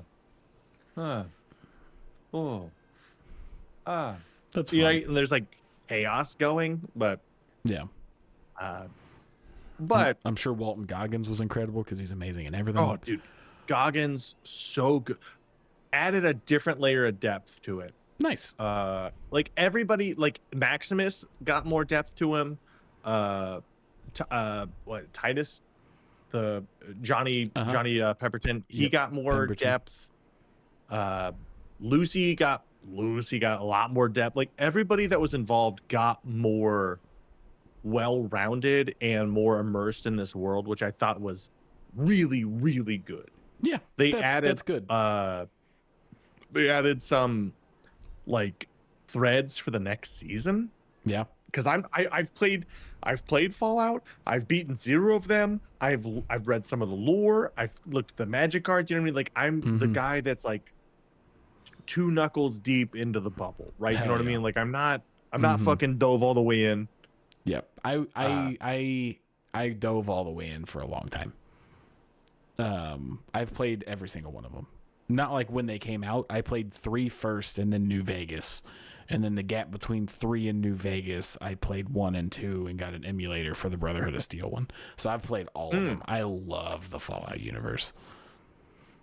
Yeah, dude, they're good. Like I love the back, like the world as a backdrop. I love what they do with it. Like it's built so well. We've talked about this before. It's built so well. I just wish Bethesda would get their head out of their ass.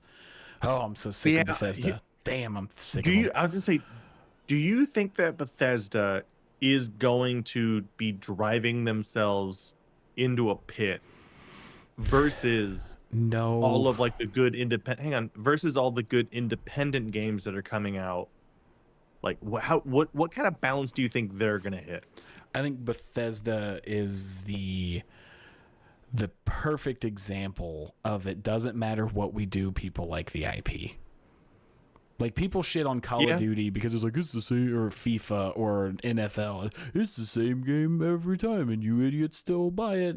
And look at me. I'm looking right into the camera. I'm the problem when it comes to Bethesda, because I'm going to buy the next one. But I can openly admit that the Fallout 5 or Elder Scrolls 7, 6, I can't remember.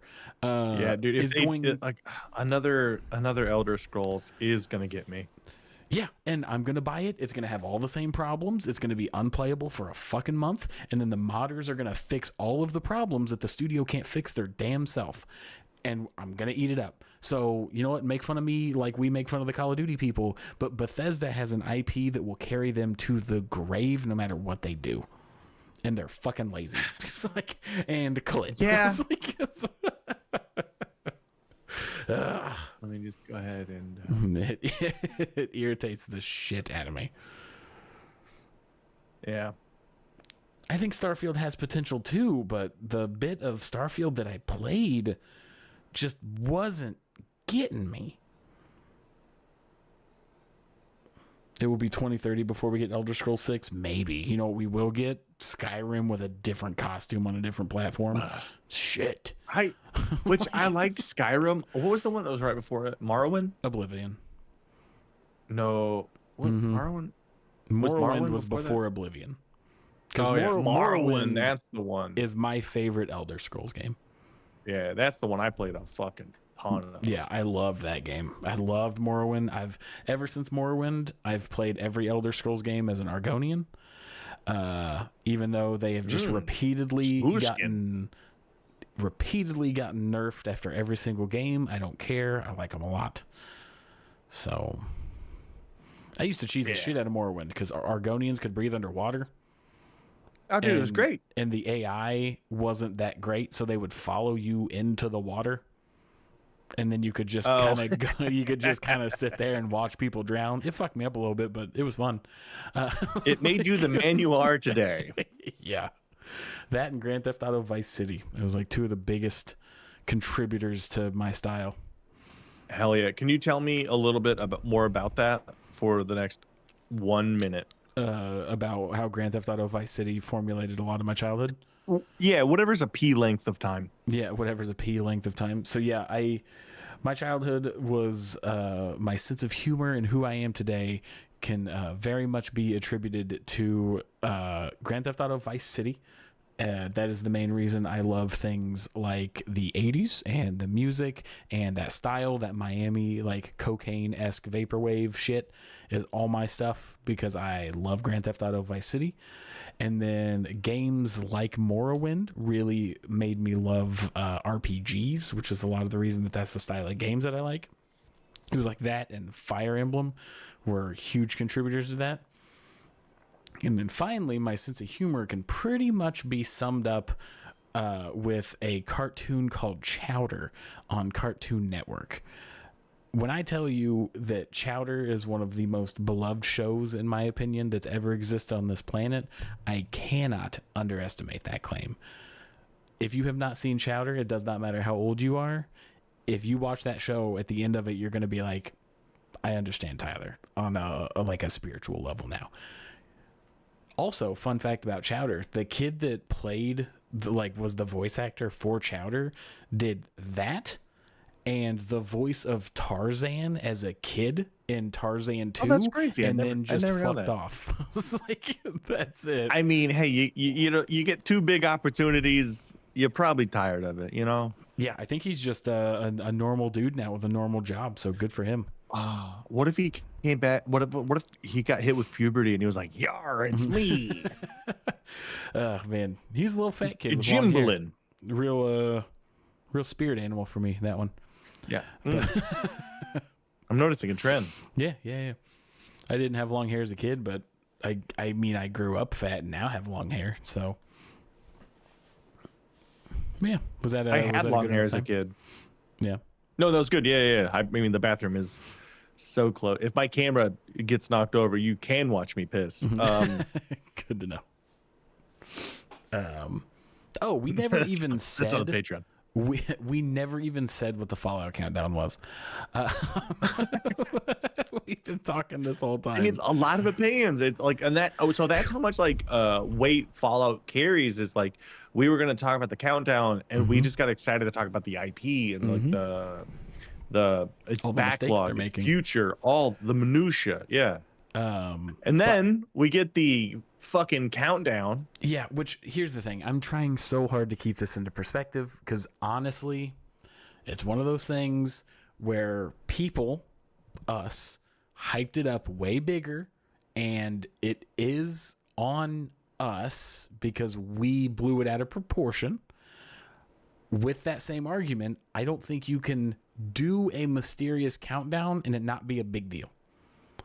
Yeah, it's literally a mysterious countdown on a large IP that has been teasing a couple of things for a while. So why would we not be excited? Why About would this. we not anticipate? Why would we not speculate Exactly. that it's a 3D model of places we've seen without Walton Goggins in it? Get the fuck out of here.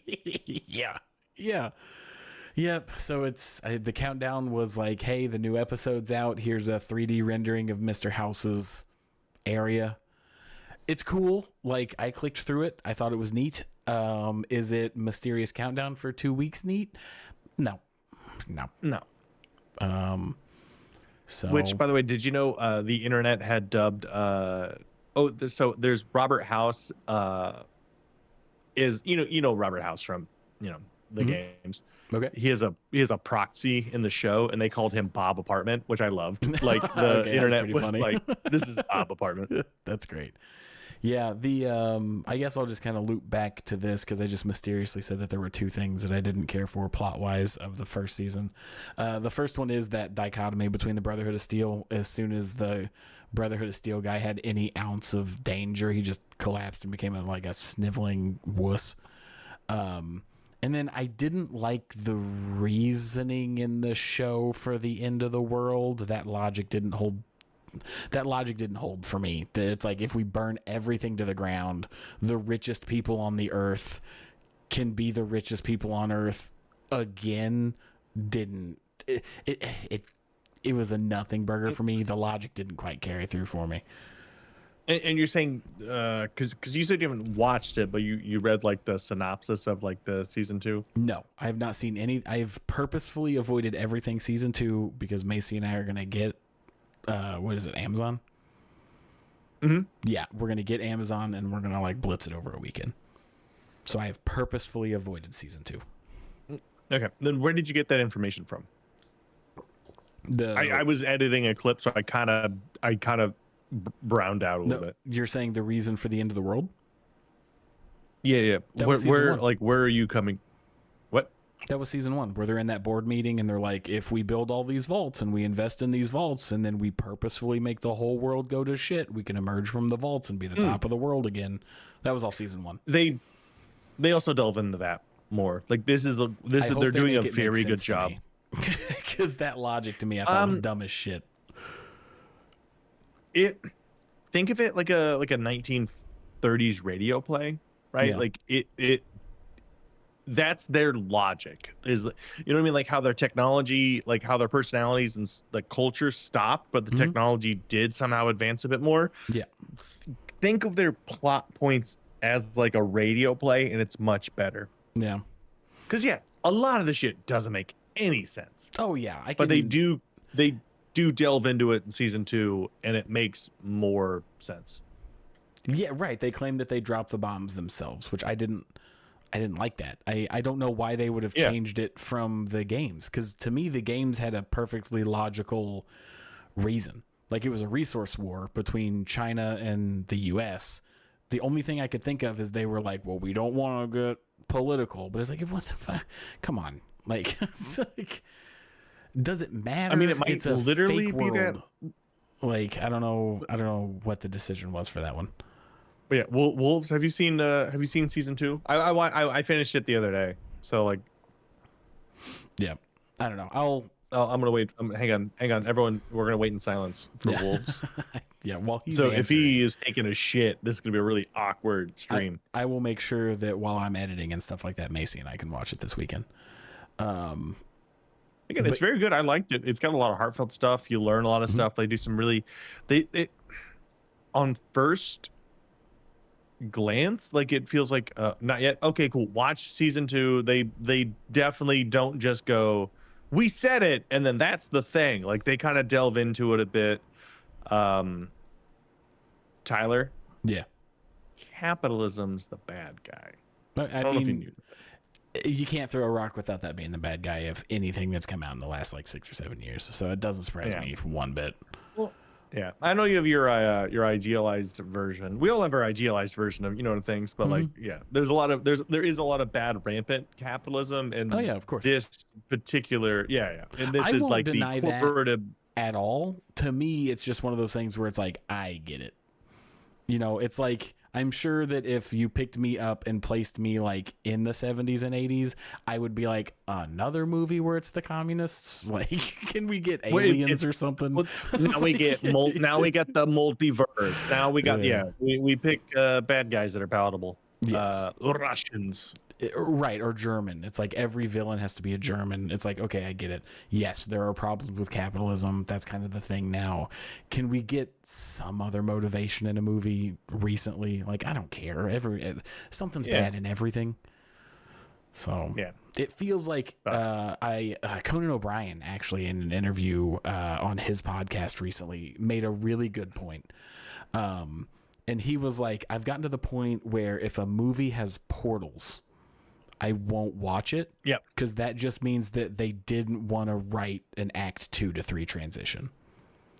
Yeah. That's how I feel when the big brained scheme is like, and it was us all along, or it was capital. It's like, okay, can we get some plot device that doesn't just feel like a catch-all? Like, that's where I'm at with that. It's like time travel. I feel that way about time travel. What's the shittiest? It's the Conan O'Brien and his staff just left chat, and right. No, I'm backing him up. I'm agreeing with him. I'm just like, no, he didn't like that. Yeah.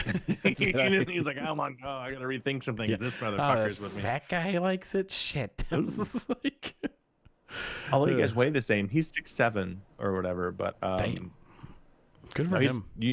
Dude, I think he's like 6'4", 6'5". He's tall. It's like him and Vince Vaughn are both very tall men. I knew Vince Vaughn was like super tall. Let's see. Conan O'Brien is 6'4". Nice. Yeah, and he looks like a puppet. Yeah, but I mean, like you and I have worked on scripts. It's hard to come up with like a compelling point that is original, and that you don't get mad at me for. It's like, that's why it's good that we're buddies. Yeah, but I mean, it really is. It's hard to, and you go like it is lazy to go multiverse. Evil twin was a trope. Like that's how you get the tropes from the years. So yeah, it's just I like that we're getting. Sorry, go ahead. No, I thought you were finished up. That's on me. What were you gonna say? Oh no, you're good. Well, I was gonna say like that's why I think it's good that we're getting more media literacy, and so like we are noticing the tropes as they're sort of happening, and it's coming into a way of like I think it's because we're like the sheer volume of content we're receiving, we're all like innately becoming better at picking discerning it, while also still turning into idiocracy. Yeah. I don't know if it's just because older stuff had to be sneaky with it, but I don't understand how starting in like 2006 or 7, everything just had to be absolutely hammered into your brain. Like movies just lost any semblance of subtlety for some reason. When did No Child Left Behind get kicked in? Because I think that's a good point. I think you might be onto something with that, my guy. It's like I was trying to do it sneaky, but here we are. Look at me being you with the fire. Yeah. But one of the funniest examples of like, okay, we were just talking about how like it was capital, or is this big grand idea that was the villain? Like there can't just be a bad guy; it has to be the grand idea, right? In Hunter x Hunter, which is an anime, or were you going to ask me if it was an anime, Tyson? You remember that? You remember that car ride, you son of a bitch? Hang on, wait, hang on. Let's can this. Can we hang on? All right, Tyler, your motivation is remember the time we were driving. Yeah. Well, this is for the clip. This is for clips. Can you do this? Do you have it in your soul? Yes, I do. Okay, can you? This is silly and goofy and dumb. All right, can you just say Hunter x Hunter again, and I'll interrupt you? So one of these tropes that I thought was funny, that were one of the best examples, was Hunter x Hunter. Sorry to interrupt. Is Hunter x Hunter an anime? What do you want from me, man? Like, I every time you get in a relationship, I'm like, is she goth and unstable? Like, I don't ask when you buy hats. Like, what do you want from me? I love how bad your read was. I am. Remembered it, got it. Like you. Oh, that was. That's kind of how it played out in the car. No, dude. In the car. All right. So you guys were not there. We were driving, and Tyler and our buddy Brian, dear buddy Brian, they were talking about doppelgangers, like how everyone on Earth maybe has a doppelganger, and it's this real thing. And Brian loves documentaries. He was talking about this documentary he was watching, which is film footage of normal human people. Yeah. And they look alike, right?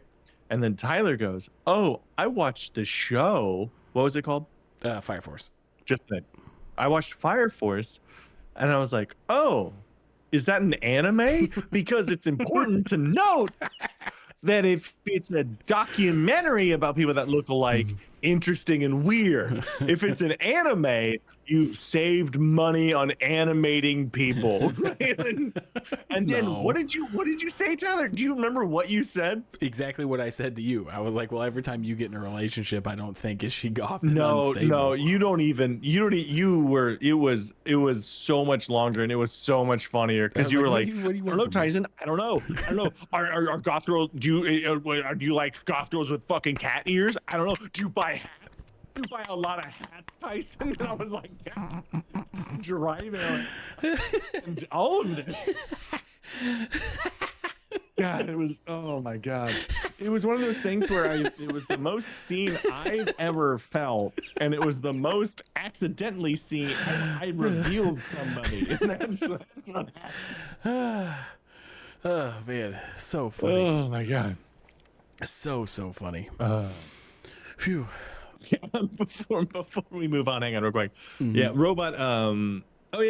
Robot is says it's supposed to be a requirement that new Netflix series have to explicitly state the plot 2 or 3 times for attention retention. It's because the average person is on their phone.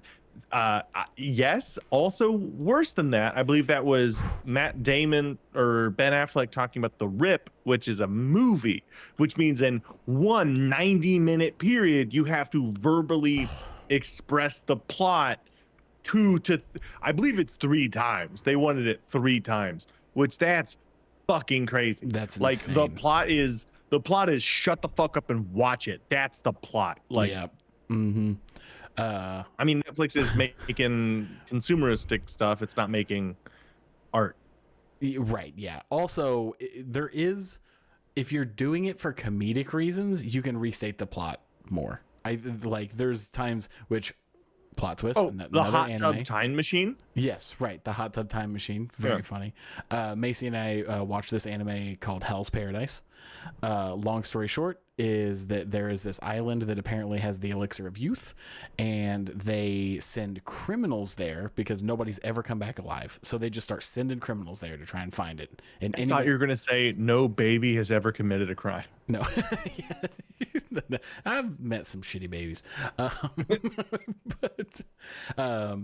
So they just start sending criminals there, and they say anybody that brings back the elixir of life gets a pardon, right? So the plot is that this guy who's super powerful, he's like a super powerful ninja, gets sent to this island, and his whole reasoning for wanting to get off this island is to get back to his wife. Like that's the whole plot is like I'm the best like ninja in the world. I got caught. I'm going to survive this island so I can get back and see my wife who I love more than anything. And he talks about how much he loves his wife. And women on this island fucking throw themselves at him. And he like ninjutsu like arm locks him and shit. And he's like, I'm fucking married. Like, it's like constantly. It's my name is Ninja Purity. It's so funny to me every single time a lady is like, oh, we don't get many of you on this island, just arm lock like on the ground, like it just so like that's an instance where they bring up the plot constantly and it's so funny. But that's like a very funny way to do it. It's also a character being like expressive of their desires. Yeah. Right.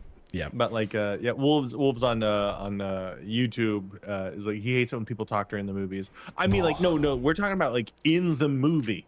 Like essentially imagine you're watching a movie and then Matt Damon just turns and goes, "Do you mean we're going to be robbing this mobster of the money so I can pay for your daughter's health care?" It's exhausting. I mean, like it's that's the level of shit they want. Yeah. Which, man, I saw one thing just to kind of like piggyback on this. Somebody brought this up about Stranger Things and that at any given time in the movie, is it that they got older? Is it that they got older? No. Sorry. At any point in the movie, the left and right third to fourth of the screen is always just weirdly empty. Like there's not these big grand scale background things in it for a lot of scenes. And it's because Netflix wanted them to specifically cater a certain amount of scenes per episode for phone edits, for like reposting clips. So there's huge scenes in the episodes that just there's these 1/3 gaps on the outside where there should be like a computer console or just anything going on in the background, but it's just weirdly empty. So they can just crop it easy for like phone videos and stuff. Or we were literally talking about this earlier because we're filming a sketch that's essentially just like a 2.5 minute horror film. Excellent. I'm so excited. Even though I'm only in it for like 8.5 seconds. You're in it more and it's better, but also less. No, but like when we were talking about how we're gonna edit these, I had misunderstood Tyler, and I am my father's child. Yep, I am my father's child. I immediately was like, I'm not gonna re-edit because you can opt to edit within the within a wide frame thing. You can figure out how to edit into a 1920. It's just so much fucking work. Oh yeah, because you have to shoot it different too.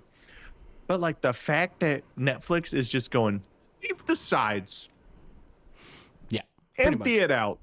Like that's crazy. Like how do I give a shit more about a 3-minute YouTube video than Netflix does about the final season of Stranger Things? The thing that's confusing to me is like, even if they were like, hey, make sure that you film some scenes that would be easy to crop for that type of content, you don't have to leave it blank. Just like frame it, like Kubrick that shit, and frame it to where you can just crop that shit out. Don't phone that in. Your budget was like I think it was like $85 million or some shit. Yeah. Well, I think so. You worked at a company. I work at a company that like would having like a bunch of money help do the current thing. Yes, but also like having. Well, all right. Let me scratch that. Fuck that. Everything I was about to say. Robert Rodriguez filmed an entire movie in '94 off $7,000, which is like what 15 grand at this point, like less than $20,000. Sure. Okay. Yeah, for sure. I get what you're saying. Roughly, I'm just ballparking it, but it's because he gave a shit. He figured it out. He shot it, edited it. You know what I mean? He did all this stuff where it's like Netflix is just throwing money at a problem, hoping the problem gets full. Yes. Where like figure the middle ground out where if Netflix if Netflix took their I like what they did with the Rip where they're doing like a back end deal where like after X amount of money, everybody involved gets more money, including Mhm. like I think the grips, you know what I mean, and catering. That might be extreme. I don't know. Yeah. But like if Netflix reduced their I'm trying to think this because like Dogma, like Kevin Smith films, they were not Mhm. blockbusters. Oh, hang on, your mic cut out for some reason. We just lost all your audio for some reason. Oh, I touched the top Okay, somehow. cool. My back. Yes. All right. So So reverse it I like needed, 15 seconds. yeah, I needed that moment to figure out what I was gonna say. The last thing that we heard was Dogma, Kevin Smith.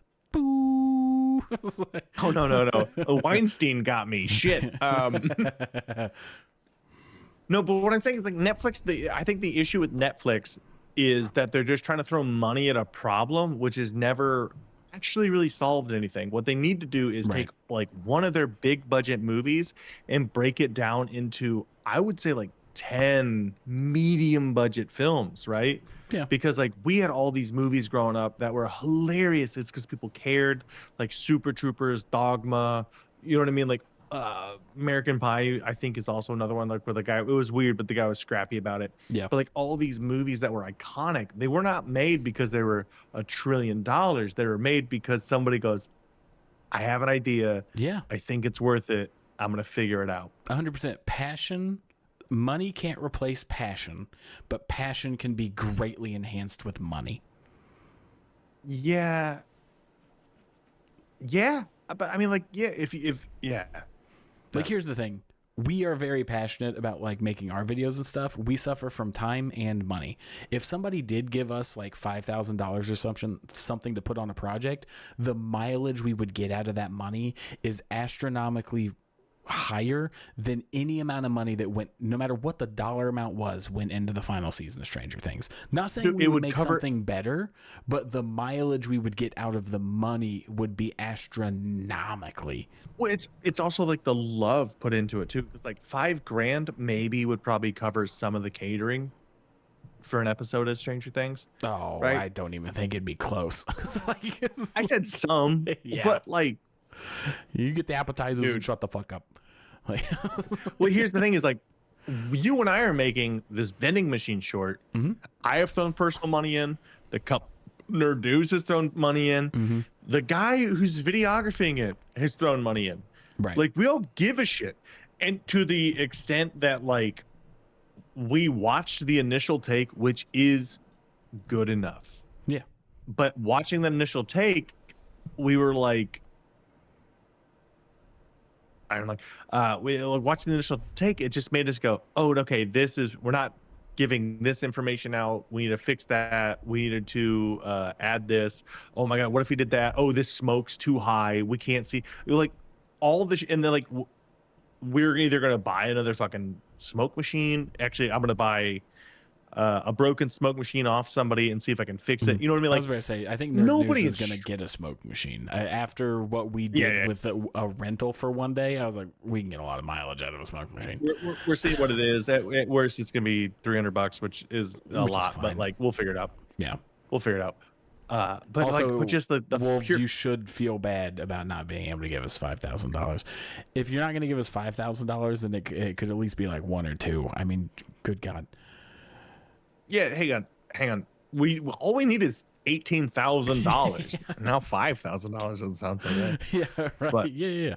Are we just going to become those streamers that just call everybody that can't afford to donate $5 or whatever, like poor? Do you remember that lady? No, dude. I've seen a handful of streamers like that, and it blows my mind. I think it makes me so angry. I like feel it in my face. You ever get so angry your face gets hot? Those people just piss me off to oblivion. What entitled, stupid pricks. And I'm just going to leave it at that. I was gonna say, it feels like a lot of times they have, I mean, like, I'm glad they've had like a nice, comfortable life. Everyone should be comfortable. I'm not. But it feels like you are dressed in red and on my shoulder. But it does feel like they've never really had to do like this, that, the other. Like, I've worked in factories. I almost said like I've done everything but gone to war. I've done not that much. Yeah. But like, well, let's calm down, buddy. yeah. But like, dude, I worked on a farm. Like, I've punched a pig in the ass. Mm-hmm. Talking about slapping hog robot, baby. Slapping hog. Dude, you punch a hog in the butt, it hurts your hand. By the way, hog butt very strong. Yeah. But yeah, just the fact that they get a complaint that they're not getting enough donations off their the stream they're getting ad revenue on. Yeah. Like, fuck you. I'm so excited to do this with a few people, and Oh yeah. no, hang on, robot. I didn't sell feet pics. I did that for free. Yeah. So yeah, I donated feet pics. Which means you could write it off on your taxes. How? How does that work? Do I just put my grippers on my like W1080p or whatever? No, that's how. Not to get on a side tangent, but that's why celebrities never have to pay taxes, is because they'll do some shit ass commercial for a nonprofit or whatever, and they're like, "Well, normally if I was on a movie set, it would be $1,000 an hour. So because I spent 10 hours filming this nonprofit commercial, I basically donated that money, and then they can expense it and write it off, so they don't have to pay as much on their income." So yeah. I guess what I'm saying is we give a shit a lot. We're so happy you guys are here. Wolves, Robot, Hitman. I don't know if you're in the chats at the moment, but like Drew, we love you guys. Yeah, so glad to have you guys. And it's always a blast talking. But yeah, money just can't replace passion. Like it just it can't. It really can't. Iron Lung, Robot brought up Iron Lung, which I think is a perfect example. Yeah. It has like the passion that you have does bleed into like the people wanting to see it. And I've heard it's slow, but I've heard it's fucking great. You know what I mean? Like I've heard it's weird and not that good. I don't know, but I'm going to give it so much more of a chance than anything that's just like this summer, the best movie you've ever seen. Yeah. It'll make you come. Like, cool. Like I don't do Tyler that to does myself. That. Let's calm down. It's like, I can do that and it's free. What do you want from me? Yeah. It's like, but anyways, Fallout. Yeah. I mean, we've talked everything I think we can about Fallout. Wolves said a thing, and I'm gonna respond until the chats are so full that I cannot respond. I'm gonna respond. What did you say now? Coops, it's actually a minute back. Oh, it was talking about. Yep. Okay. No, a little bit before that. It was about he wants to know what the ghoul's wife. That's kind of what this season is, plus some. You know what I mean? Like, so like you get a lot of backstory. It's please watch it. It's, if you get a chance, watch season 2 of Fallout. No one should talk during movies. You're correct. Oh yeah, I thought it was an animated thing of Saint People, and I was like, what the fuck? What the fuck is Saint People? Yeah, Stranger Things. I did see a pretty funny meme because they had what's Finn Wolfhard's character name? It's Mike. Finn Wolfhard. Mike. Someone had a side profile of the of Finn Wolfhard in the show, and then the Stranger Things animation. And they had changed the noses drastically.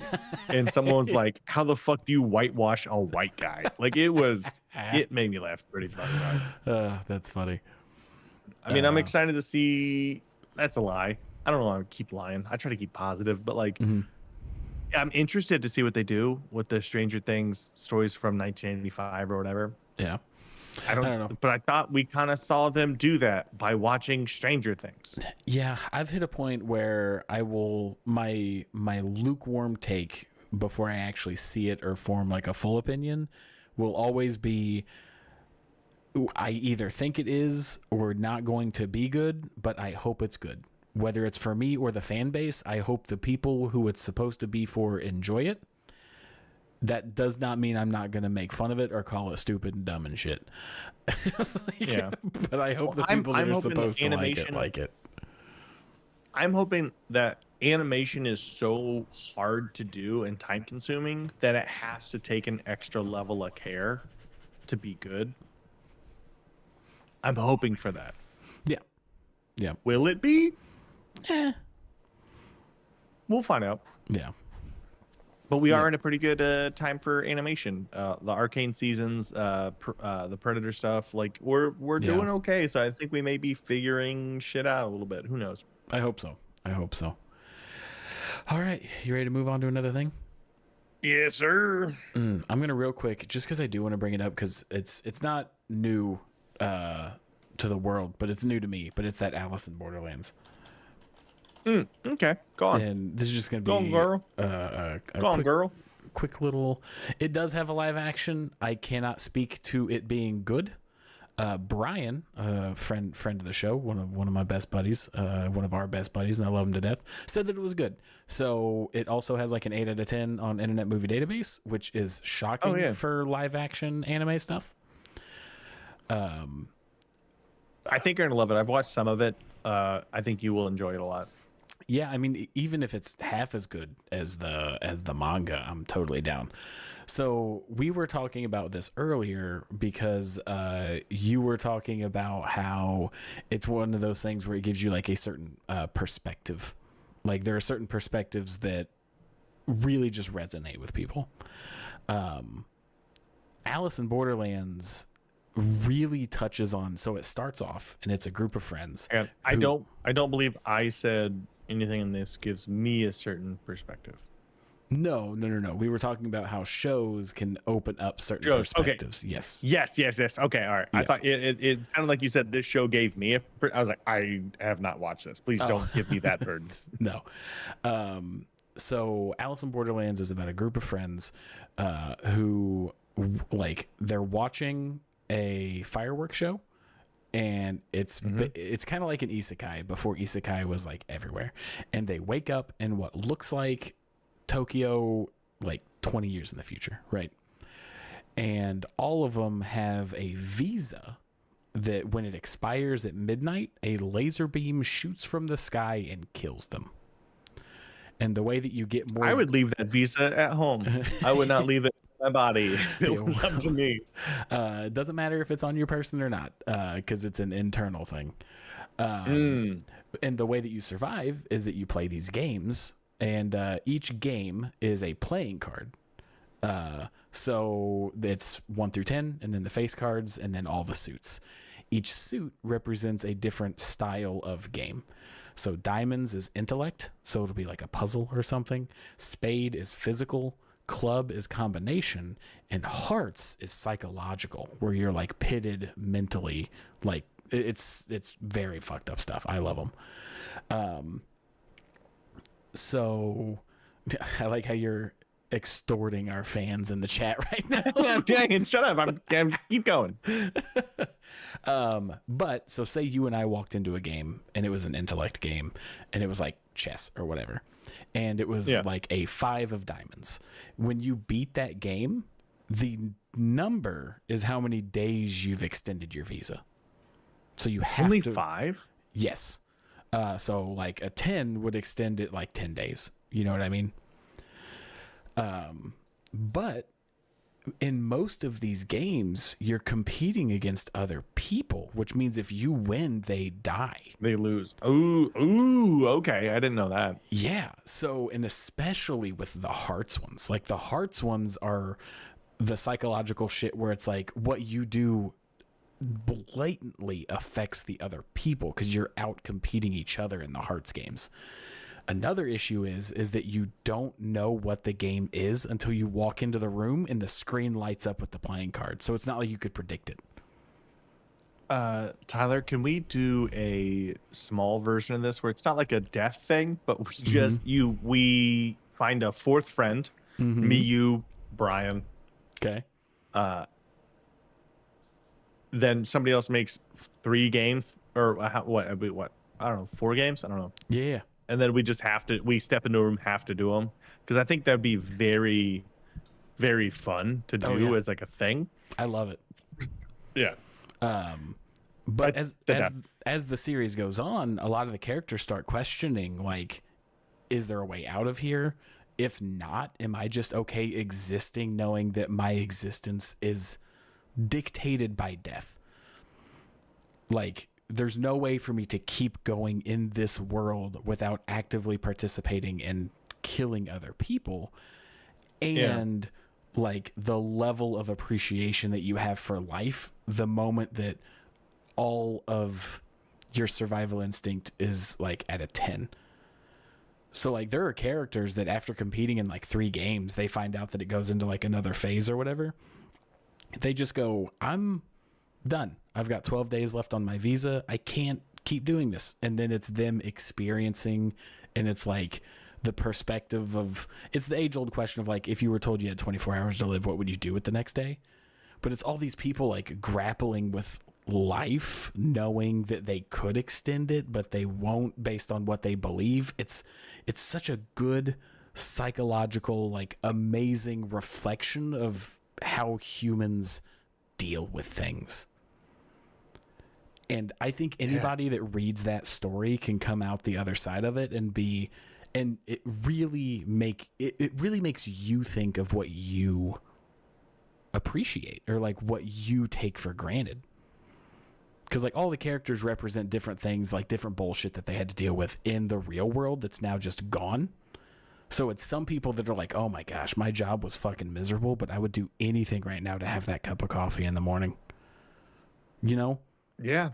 And it's a series that I think has done that better than any other series I've read, even though I think that all that being said, the ending is very tropey. And it's very like, okay, that was the ending, but it did that ending before that was a popular thing.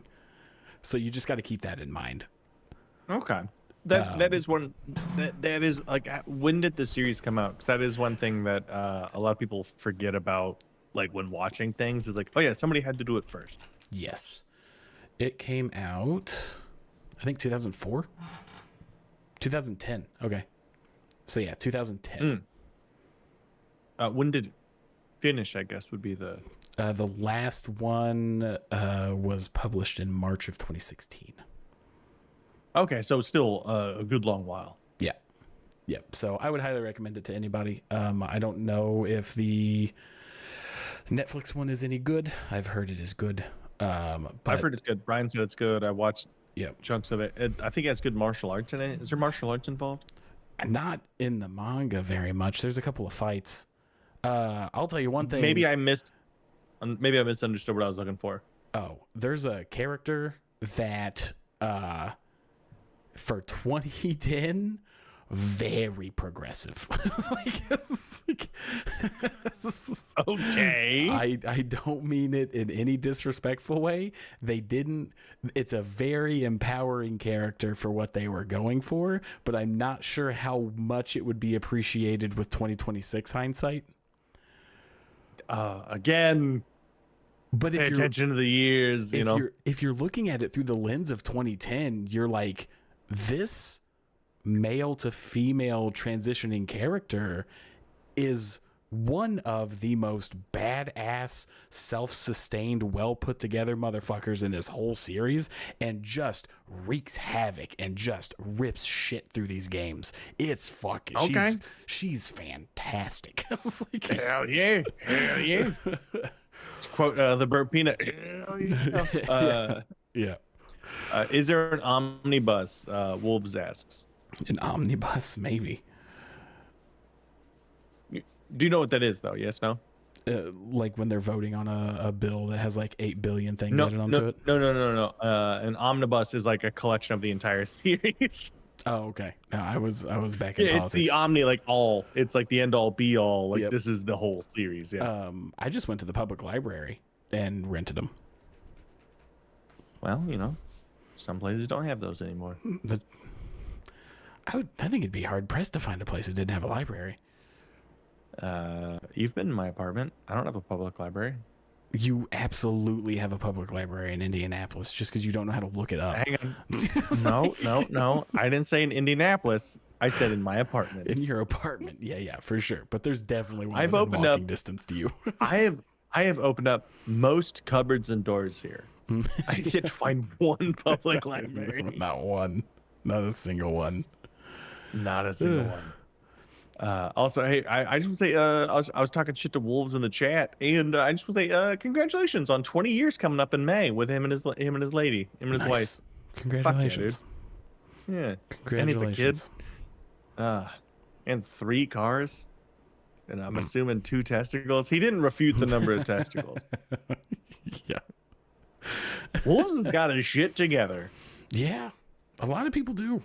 They don't get talked about very much because they kind of just do what you're supposed to do. But Yeah. I also liked that YouTube when I said, "Hey Wolves, can we have $15,000 on my chat?" YouTube popped up. It goes, "Welcome to the chat. Remember to guard your privacy and abide by our community guidelines." Nice. Man. But that was just a little side tangent because I really enjoyed Alice in Borderlands and think it is a series that you can appreciate the morals behind it. Some of the games are wild, like without getting into spoilies for like some of the big games in it. But there's a side story about a game that was it was a hearts game, but it was also kind of a diamonds game where everybody steps out on like the things that you step out onto to like clean windows. Right? You know what I'm saying? Scaffolding? It's not a scaffolding. It's the ones that like have the cranes up top to lower you up and down to the windows. Yeah, like I guess you're right. I guess I thought it's a scaffolding, but I could be wrong. Maybe. We'll just say scaffolding for now. But everybody starts off on like the 10th floor on a 20-story building. Mm-hmm. On the tablet that's on the thing, a question comes up, like trivia.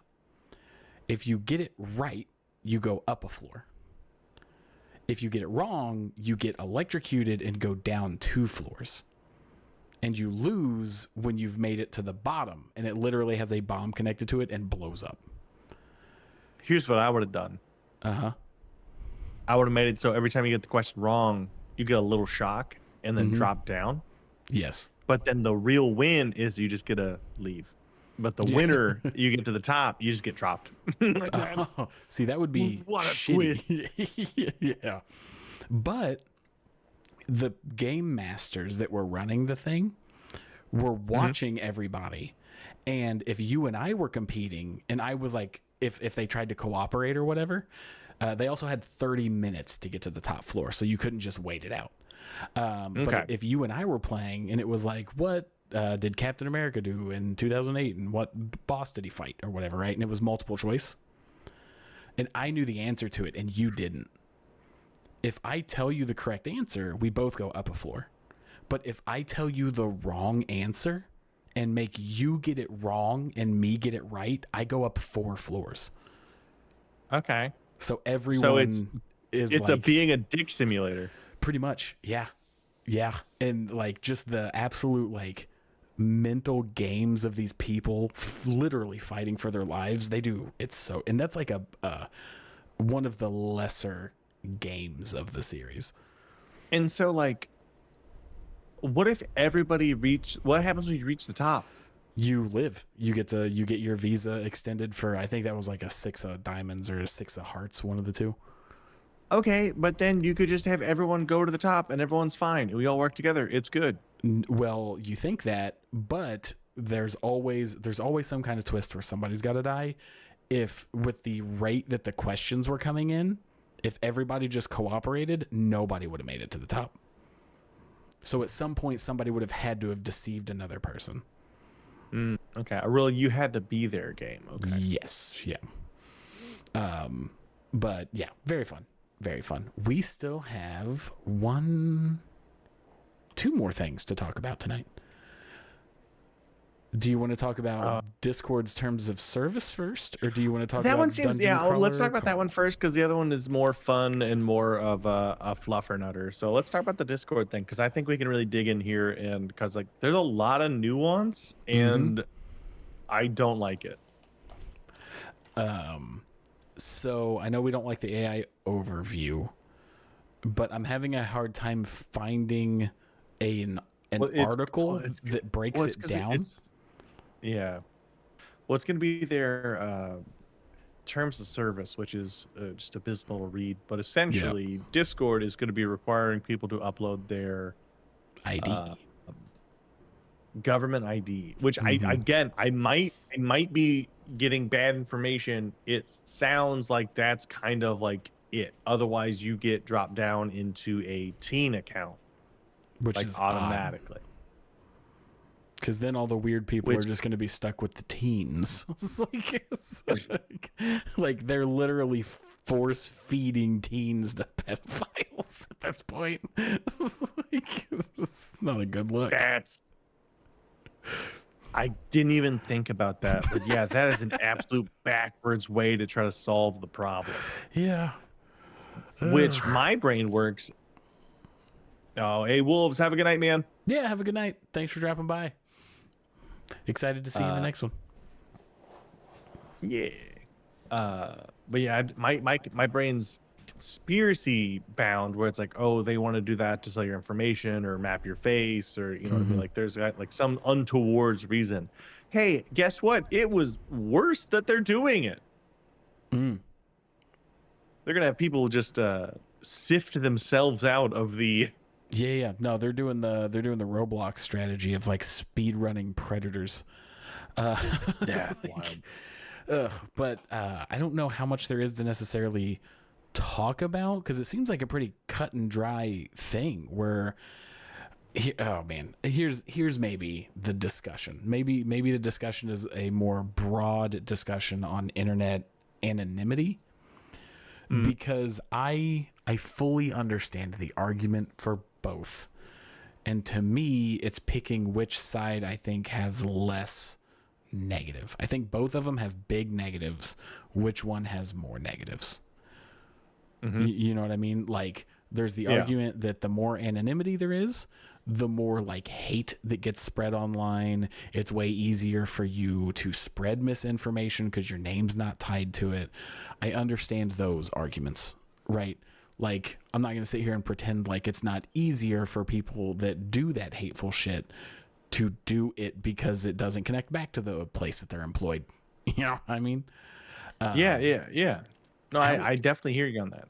However, I think that the positives that anonymity brings when it comes to like whistleblowers and being able to find a comfortable place online for a community. Like some people maybe aren't ready for the communities that they're a part of to know who they are yet. And like they can ease into who they are. There's very positive things about being able to take the internet at the pace that you need to take the internet. Yeah. So for me, that's what I'm going to pick. Like Section 230 and like free. I almost said free use, but that's very different. I just found something Tyler watches. No, somebody had to explain that to me, and I thought it was wild. So I was like, I don't think there was ever. There was a really like me. I'm a pervert, and I'm dating a lady. She's a progressive lady, and I said free. I was making a goof or a joke about something. No, by the way, which is like, it sounds like I'm being like, it wasn't me pitching a thing. I was literally goofing about something, and I said free use, and she goes, "What's that?" And I go, "I'm not gonna bring that up." Yeah. The only reason I know what it is because I saw I'll peruse like a subreddit where people are complaining. I love the people that are like, "What is this? My husband said this, or my wife said this. Help me out." Or am I the asshole for this? Like, I love those subreddits. I've been wanting to do like, am I the assholes with you? Okay. I would love that because I have, I've never read one and not been 100% sure I'm right. But I want to get like you and Brian, you know what I mean? I want to get a little quorum. Yeah, I mean, we could do that for a video. I think that'd be very fun. Yeah. Anyways. But I just remember somebody was complaining about their husband, because it tends to be husbands that recommend this kind of things, was saying that like a kinky thing that he was into was free use or whatever. But the person didn't explain it, so the comments had to. You know what I mean? And the comments were just ripping this dude apart. So that's the only reason I know what most of this shit is. Yeah, but essentially, like, unless the lady's into it, he's being like, "Hey, can I jerk off in your body with your body?" Like, yeah, it's diabolical. Because it's not like he's be like, "Oh, it's so hot that you're knitting while you're doing it." It's like, "Hey, I don't want to be a good lover." I want to be a bad husband real quick. Hey, do you ever think about the 1930s? Like, the term that I meant to say was fair use. It's like, yeah, it's like, not me, brother. Not me. Very different. Yes. So like, Yeah, like I really want to do 230 I want to do some free use with Mickey Yeah. Mouse. Like, Tyson, you ever thought about our free use content that we've got coming out? It's like, Oh man, dude. Hey, did you know that Winnie the Pooh's free use coming up?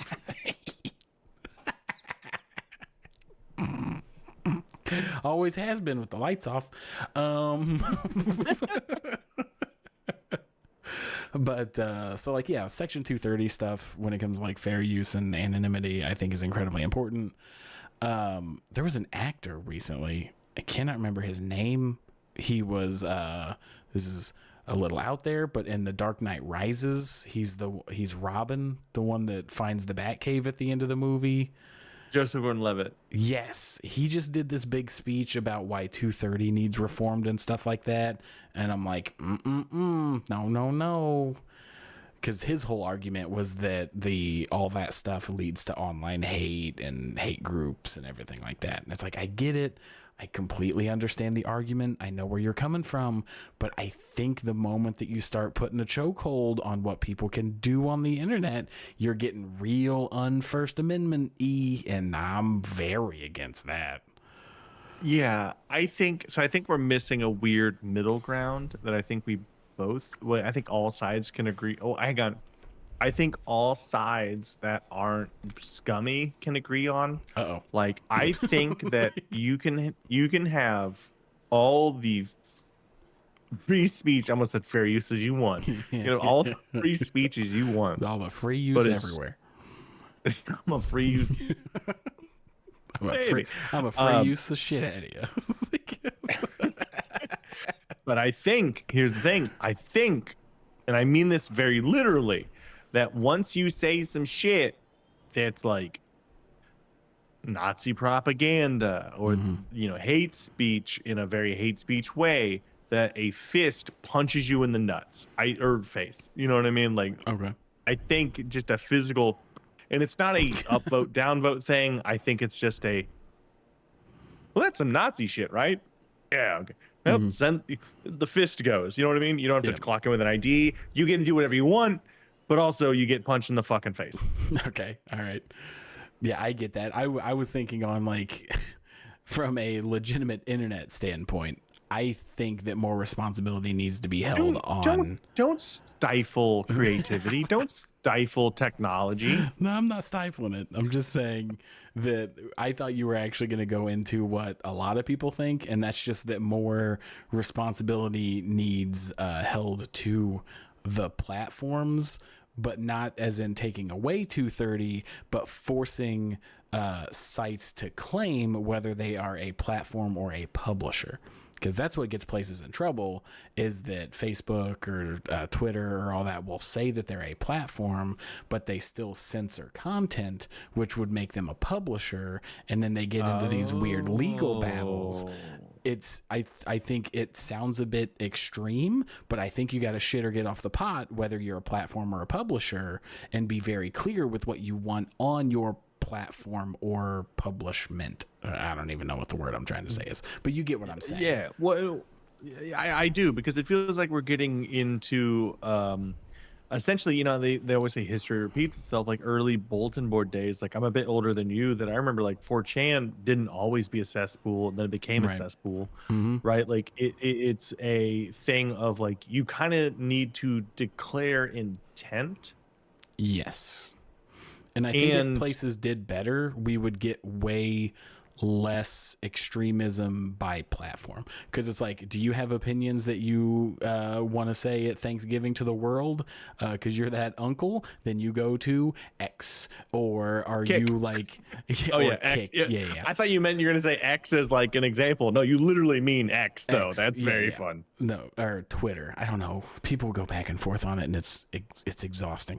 Or it's like, are you exclusively left-leaning things to the degree where I think it's a bit too much, then you go to Blue Sky. Like, everybody has just hyper niched into platforms to where everybody just fights, and it's the shittiest version of every shitty thing. It's like yes, 'cause, and I'm gonna tangent here because like Robot goes, if you let a Nazi drink in a bar, you suddenly find yourself in a Nazi bar. I want that to happen for the internet, but then then we can keep an eye on the fucking Nazi bar instead of having Russian bot accounts making my dad an idiot. You know what I mean? Like, my dad's not gonna be on fucking ss dot big boots dot step on me or whatever. You know what I mean? Like, I think it is a very good way for it to naturally delineate itself. I think that you're allowed to say, this is such a tricky fucking thing. Say whatever, but also if platforms didn't allow certain things, it's that hard thing to say. It's like you protect free speech by eliminating hate speech. It's that tricky fucking line, you know? Yeah. Because like, I have the mindset of once you start excluding people, you isolate and polarize those people. Like, my response to, if you find out that somebody, like, everybody uses like the term Nazi and stuff like that. If you find out that somebody is bigoted and they are in your bar, I would be more inclined to go up and be like, hey man, what's the deal? Like, my first thought wouldn't be kick them out. It would be like, try and like bring them the knowledge. You know what I mean? Like, if the first, in my opinion, if the first instinct is get the fuck out of here, we hate you, then you just push them into that group and you're making it worse. Where if you at least open a dialogue with them, I can absolutely despise every bit of this human, but it's not going to get better if I just tell them to get the fuck out, unless we've had the discussion and then it's like, well, we can't agree, then I would rather you not be here. That's my mentality. Like that one guy, gosh, I feel so bad I can't remember his name. no, I know exactly who you're talking about too. The fellow who went in with the Klansman. Yes, yeah, 100%. But so here's I think it's Daryl something. Yeah. Here's the problem with your argument, or your yeah, fuck it, let's get taken out from Twitch. No, we're saying Nazi a lot, but here's the problem. Here's the problem with that is it is good to do that. That is the very human. It's the very Christ-like way to do it. But that's you going in with a honest discourse, right? Yeah, of course. They aren't coming in with an honest discourse. Not necessarily. I don't think you know that until you try. That's my mentality. Like, I think a lot of people online are trolling. So hang on, wait. We're talking about we're not talking about online. We're talking about a bar, right? You said you brought up a bar. Yeah, that's true. It's very different in real life. Yeah, online. So Jake Johnson did a very funny bit that I thought was it was very funny, but it was about bot farming, and it's all about this like extraneous stuff where it's like, yeah, it's this big wind art. He's like, oh my god, I'm so glad to find out that 50% of the internet is bots, and people are like, oh, that's crazy. He goes, yeah, but now you have less Nazis, and you're like, oh, that is a good thing. You know what I mean? Like if you're at a bar, if you're in a room with 100 Nazis, you're like, this is terrible. But if you go into a room and there's 2 Nazis, that's better. You know what I mean? Like it's, but like if you're at a bar and you're hanging out and somebody's coming in and giving hate speech of any kind, right? Mm-hmm. They're not coming in with an honest discourse. I'd also say like people on the internet aren't doing that either. But like they're going in to rile up. They're going in to be hateful. They're going in to be isolated, right? It's kind of like how the Mormon Church sets people up by having them knock on doors. It's so you go knock on doors and you're rejected, right? And then you know it's safe where everyone thinks like you, where it's scary in the wider aspect of it all, right? Okay. So like if Well, that's like what you'll see people with like Nazi rings or patches on, and then they'll get like people spit on them and like, hey, you know, tell them to go fuck themselves, and they go, yeah, I'm right. All these fucking people are so mad. Mhm. You know what I mean? I don't need anything to do with them. They're the enemy too. Like, it is isolating, but they're not going in with an honest discourse. Like you and I, we've had discussions, a very yeah. honest, very clear. Like we've done that. Mhm. They're not doing that. For sure. Yeah, I think that is I completely agree with you. I think it is it's hyper polarized in every direction to where to me it gets very scary that nobody can have an honest conversation. It's not like, ooh, I found my group of people, I never have to talk to anybody again, but it's I can't talk to anybody else again. That's what worries me. That feels. Because you know me, That I'll still talk feels. to anybody. Like I don't give a Yeah, shit. yeah. You know, I mean, that's why you and I can have this conversation right now, like on our as much as like on our business platform. We can have this discussion. We can have this conversation because I understand that you, much like me, will talk to anybody because you and I are going on a very humanistic level versus like the example, but robot, yeah, it is a self-fulfilling prophecy in a way where people are going out to get beat down, they're going out to get opposed, and that's why did you ever find that fella's name? Daryl. Oh no, I stopped looking it up.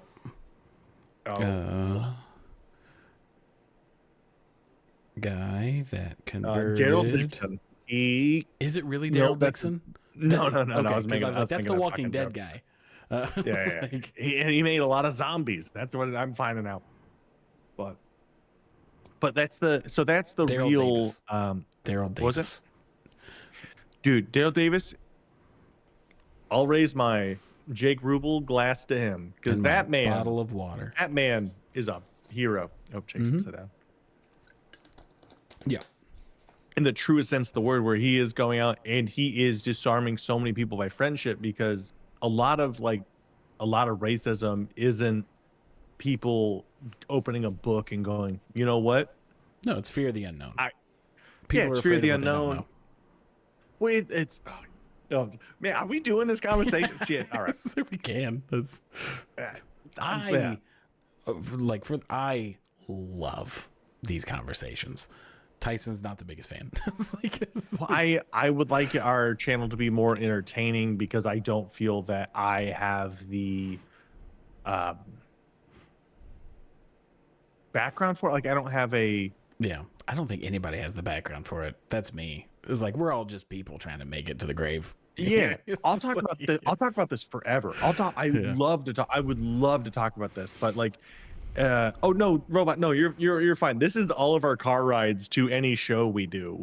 This is what we talk about, because it's like infinitely fascinating, but there's no.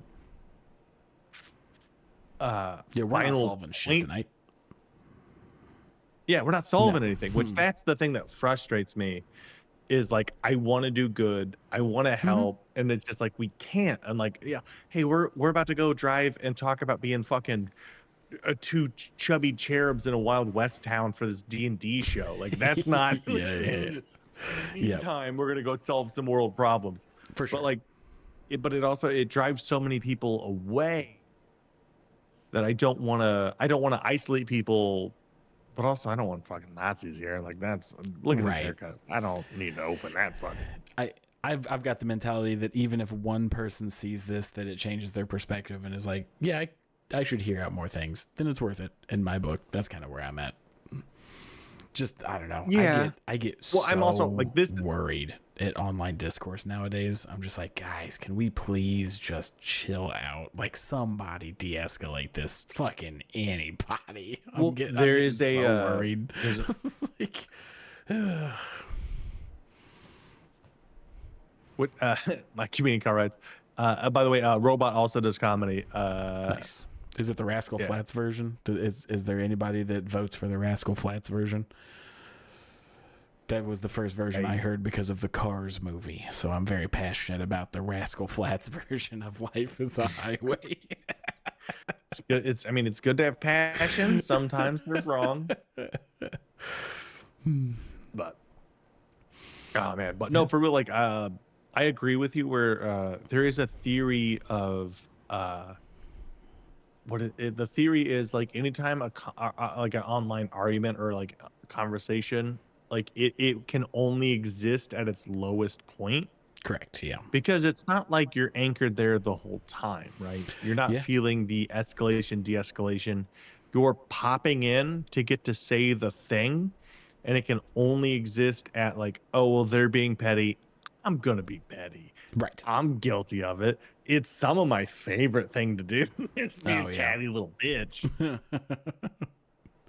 Like, so to bring this back to a goofy perspective on the whole thing is that it's actually happening with online, like I almost say character creation, content creation as well, because there are some of the most, like if you look at the YouTube like top 100 most viewed like YouTube channels, it's like 80 of them you've never heard of, and it's because it's random shorts creators that create goofy prank or like fake things where there's no dialogue, it's just goofy music in the background with like a little sketch, because as soon as you put like us talking in English, limiting, right? We write a 30-second sketch where I'm riding a bicycle and I fall over, and then you pull up in a car and point and go hee hee hee with goofy music in the background. That's universal. You haven't put a language on it, it'll get put on all the algorithms. So like we're just dumbing content down to the lowest common denominator. Are you shit? We just need to be doing silent film. Dude, we round it around. It's fair use. I don't know. We might get in trouble, but I want to test something real quick. No, it's free use, and damn it! I was like, did I say free use? No, you said fair use, but I'm trying to really push this a certain way. I'm Johnny Fibbs right now. I'm not Johnny Shins, if you know what I mean. I'm Johnny Fibbs. Oh my gosh! I just logged into okay. So by the way, this is me logging into YouTube, not an account. This is just what YouTube pulls up if you are not signed in and have no history before. Okay, we've got Kill Tony. I hate that it's Kill Tony. We've got Peanut right next to that. The one that's like just off screen here that you can't see is that anime convention slop is a problem. And then you scroll down to the shorts, and it's a really old Joe Rogan, a lady in a bikini top playing the guitar, which there you go, Tyson. Some the one thing I like so high far. School bullshit. Good God. Okay. Either way. Well, hang on. Hey, I want you to know it's not. This is not pure random. It's still feeding off of like cookies and bits and bobs. On a browser that I only use for live streams. Correct. Yes. So this is just going off the news articles that we've pulled up on Firefox. Is that what it's called? Yeah, maybe, probably. Like this is Chris D'Elia finding out that Snapchats aren't deleted. What do you mean? Yeah. You mean you can track me? That's so funny. I know you can't see mine, but whenever I pull up YouTube, because it is the YouTube we post on, that I use my personal YouTube, it's all weird fucking. Love me, buddy, cookies. Ooh, buddy. It's me none of it's crazy or bad or anything like that. It's Peanut. Oh, hang on, this is mine. Mine's Dropout and Josh Johnson and our channel, because I don't get on YouTube a lot.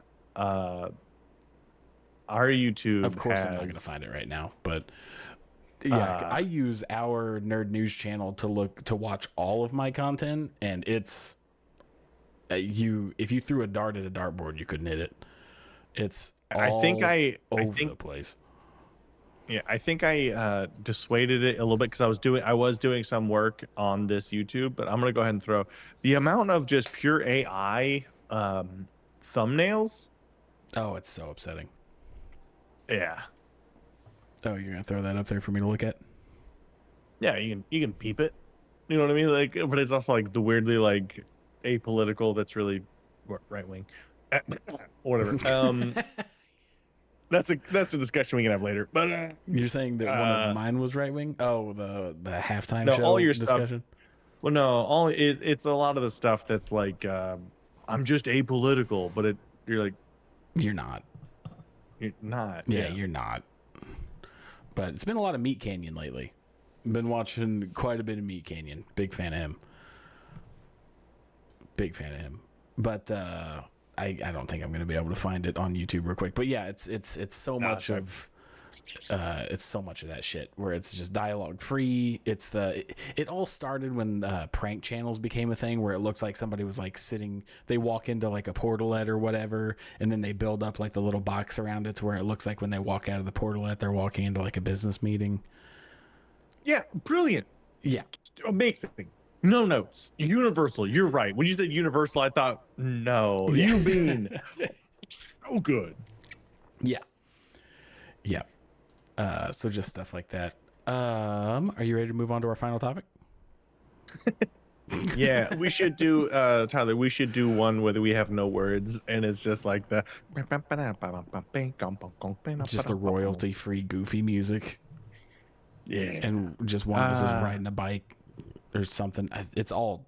I get it on my feed every once in a while, and it makes me upset. It's like, again, it's like we all have our own internet now, which is, and only some of us realize that. Oh, I know you and I realize that. There's no like, universal like we all used to have Breaking Bad.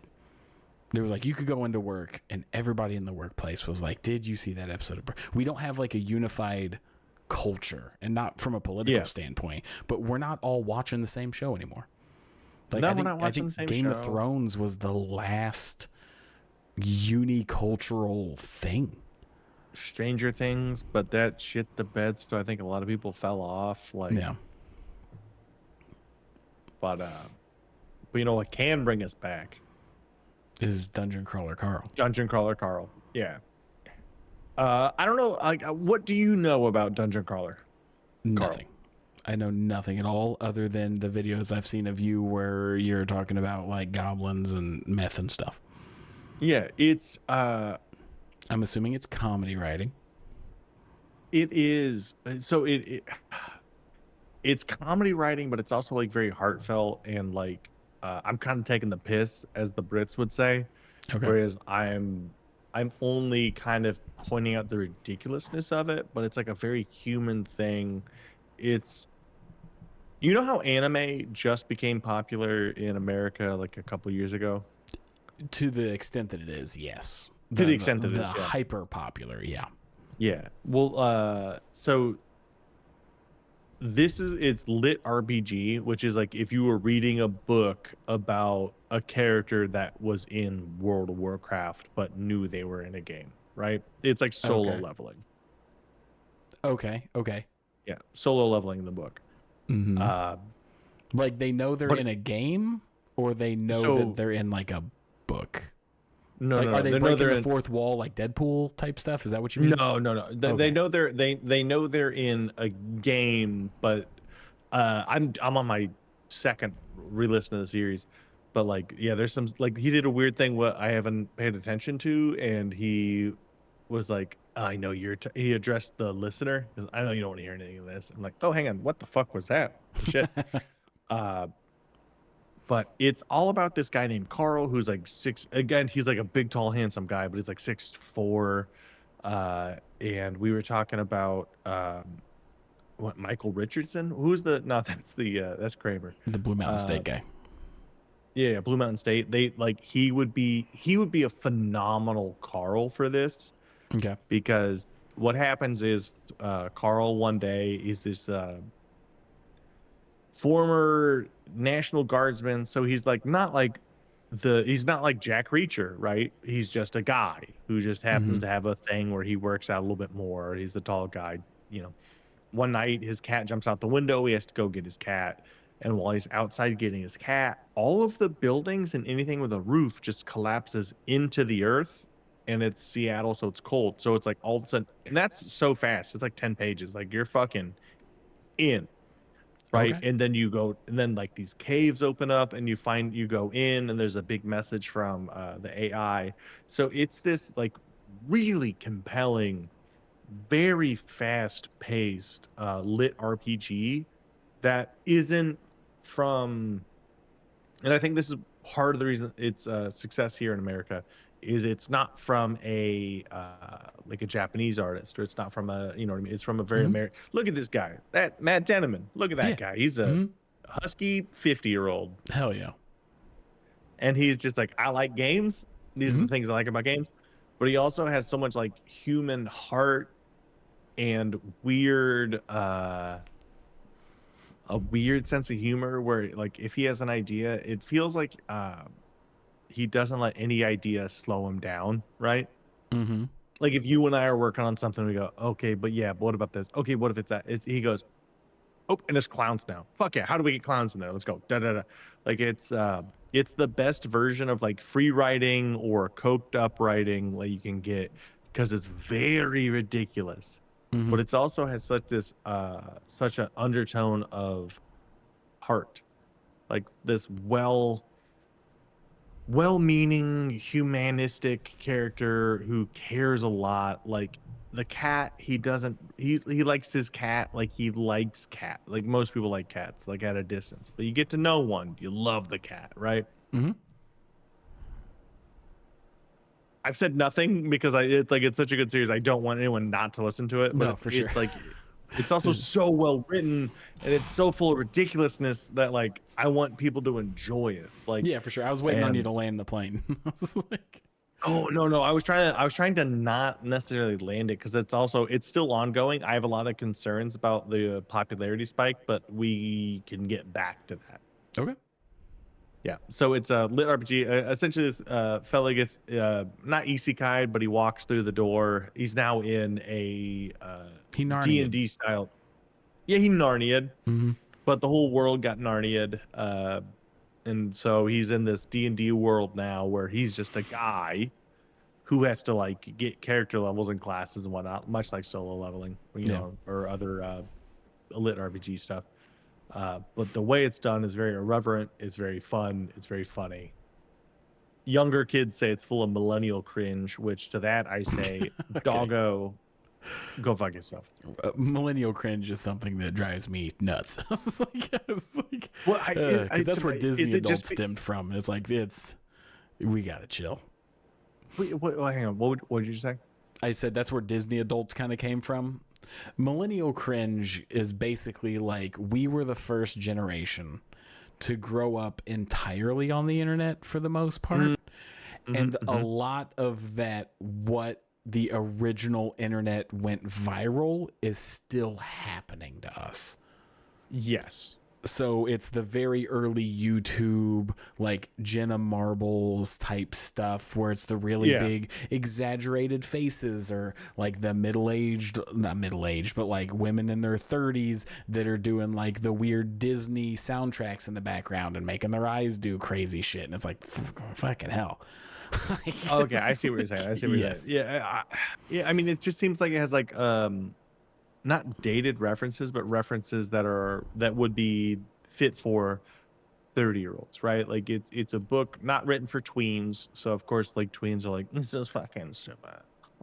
Like Twilight. Well, yeah, but Twilight was also still written for us. Time has moved on, and well, that's the whole point of millennial cringe, is that time has moved on, but we haven't. Like that's what it stems from. Yeah. Also, why? What you want? What that's also, I think it's an interesting thing about youth, is like youth used to be understood that it was like you died at 40 in the Middle Ages, right? But then but that was because the infant death rate versus like, you know, like, so it was just one of those things. Is like, yeah, if you live, you live, you know, and like the older everyone gets, the younger we realize how all of the old people we've always known are. You know what I mean? Oh yeah. 100%. Yeah. Anyways, to say this is a very good book series, that it's very full of ridiculousness. I was like, okay, and we're flying. Okay, and then we're swooping through this mountain. I was like, where are we going, buddy? I thought we were just having a conversation, then I forgot we were doing a show. But no, it's a very, very good book series. Like I honestly cannot recommend. It's my favorite book series. I cannot recommend it enough. Mhm. The author is super cool. If you get it on audiobook, it's literally the best audiobook I've ever heard. It's got one person doing all the roles, and you cannot tell. Like Jeff Hayes is crazy talented, Nice. crazy good.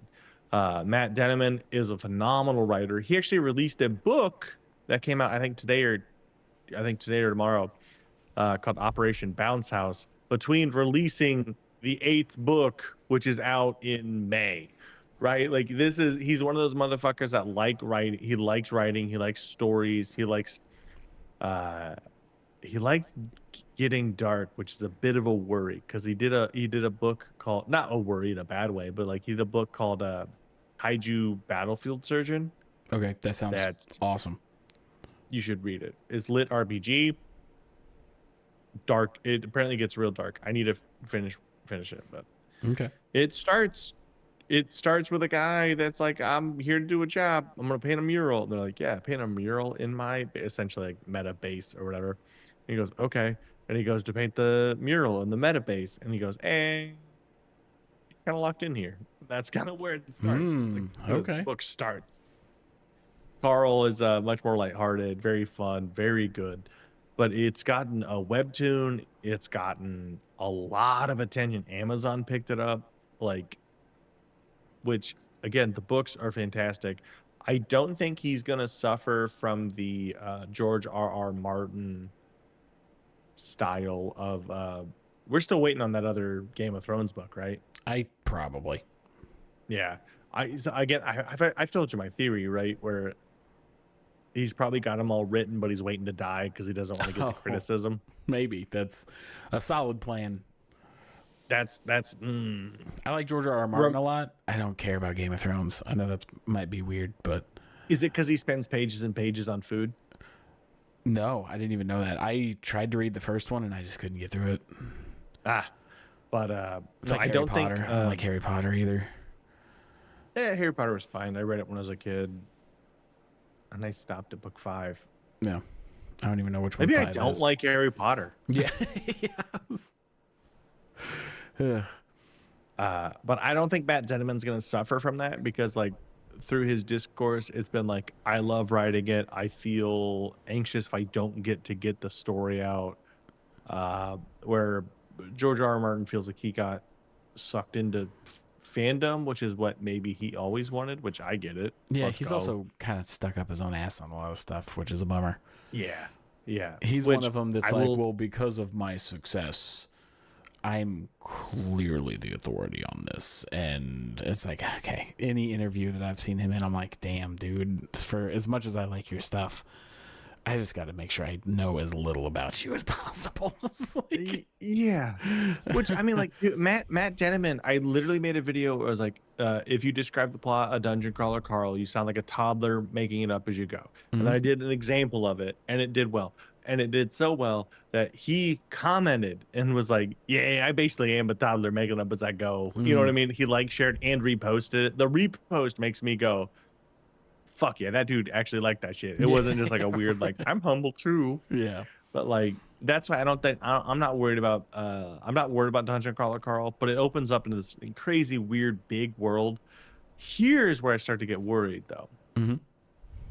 I like Seth MacFarlane. I think he's going to do a good job, but it's live action, and the amount of things that happen within the first book, it can't be a movie. It can't be if it's a show, the first book, it's going to be hard to live action it. 3 seasons. Well, yeah, it's 3 seasons, the first book, and hard to live action. Like, one of the main characters is a cat that shoots lasers out of its eyes. They get a baby velociraptor. Okay. You're really selling me on this book. It's so good. I honestly, if I can do one thing as a friend, it would be convince you to listen to or read this book. Yeah. Well, now I don't want to. Oh. But So yeah, that's my like main complaint because like, yeah, what's that? I was just gonna say, so what is like? I'm looking at this and I see that apparently Seth MacFarlane's going to be involved. How do you feel about that? I know Seth MacFarlane is a pretty polarizing, comedic character. I think Seth MacFarlane will do a good job. Okay. I think again, this is thinks and thoughts. I think he has enough experience with the irreverent humor of Family Guy before it kind of Flandersizes its Flander. You know what I'm saying, right? Yeah, you know yeah, the trope Flanders from The Flanderization. Simpsons, yeah. Yeah. I used to think Family Guy was very funny. I think it fell off for me a bit sooner than it did for like most. But I do have to say, I've pretty much always enjoyed American Dad. I really like American. I always thought American Dad was so much funnier than Family Guy. Yeah, my buddy Keen also agrees. Like, I think there is that. I think there is the growth from Family Guy into that, right? Like he's understanding how to make a quality show while sticking through it. Also, he's done so much other stuff. Yeah, like, I mean, since it's the the start of same Family Guy. formula every time. It's incompetent dad with very competent, like, attractive wife, with rebellious child 1, with dumb child 2, with random creature that's, like, super comedic relief. Yeah, but even... Excuse me. But then, so you get through those two. Then you had Ted, right? Where Ted was his movie debut. Then the Ted Show, which also the Ted Show started the show a lot more hard. Like you can see a lot of growth and a lot more trust from the series. Yeah, you don't have to apologize if I'm still talking. And I did like Ted. You can see, but you can see like the growth he's had through it to where it's like. It doesn't necessarily have to be a joke every 12 seconds. You know what I mean? Yeah. Which there's also a webtoon and a literal book. Like he can follow the beats. He can take the thing that he's being given and turn it into and fans don't want different. You know what I mean? Like right. They want Matt different Dinniman enough. Is involved in the production. High hopes. That's kind of where I'm always at. Yeah.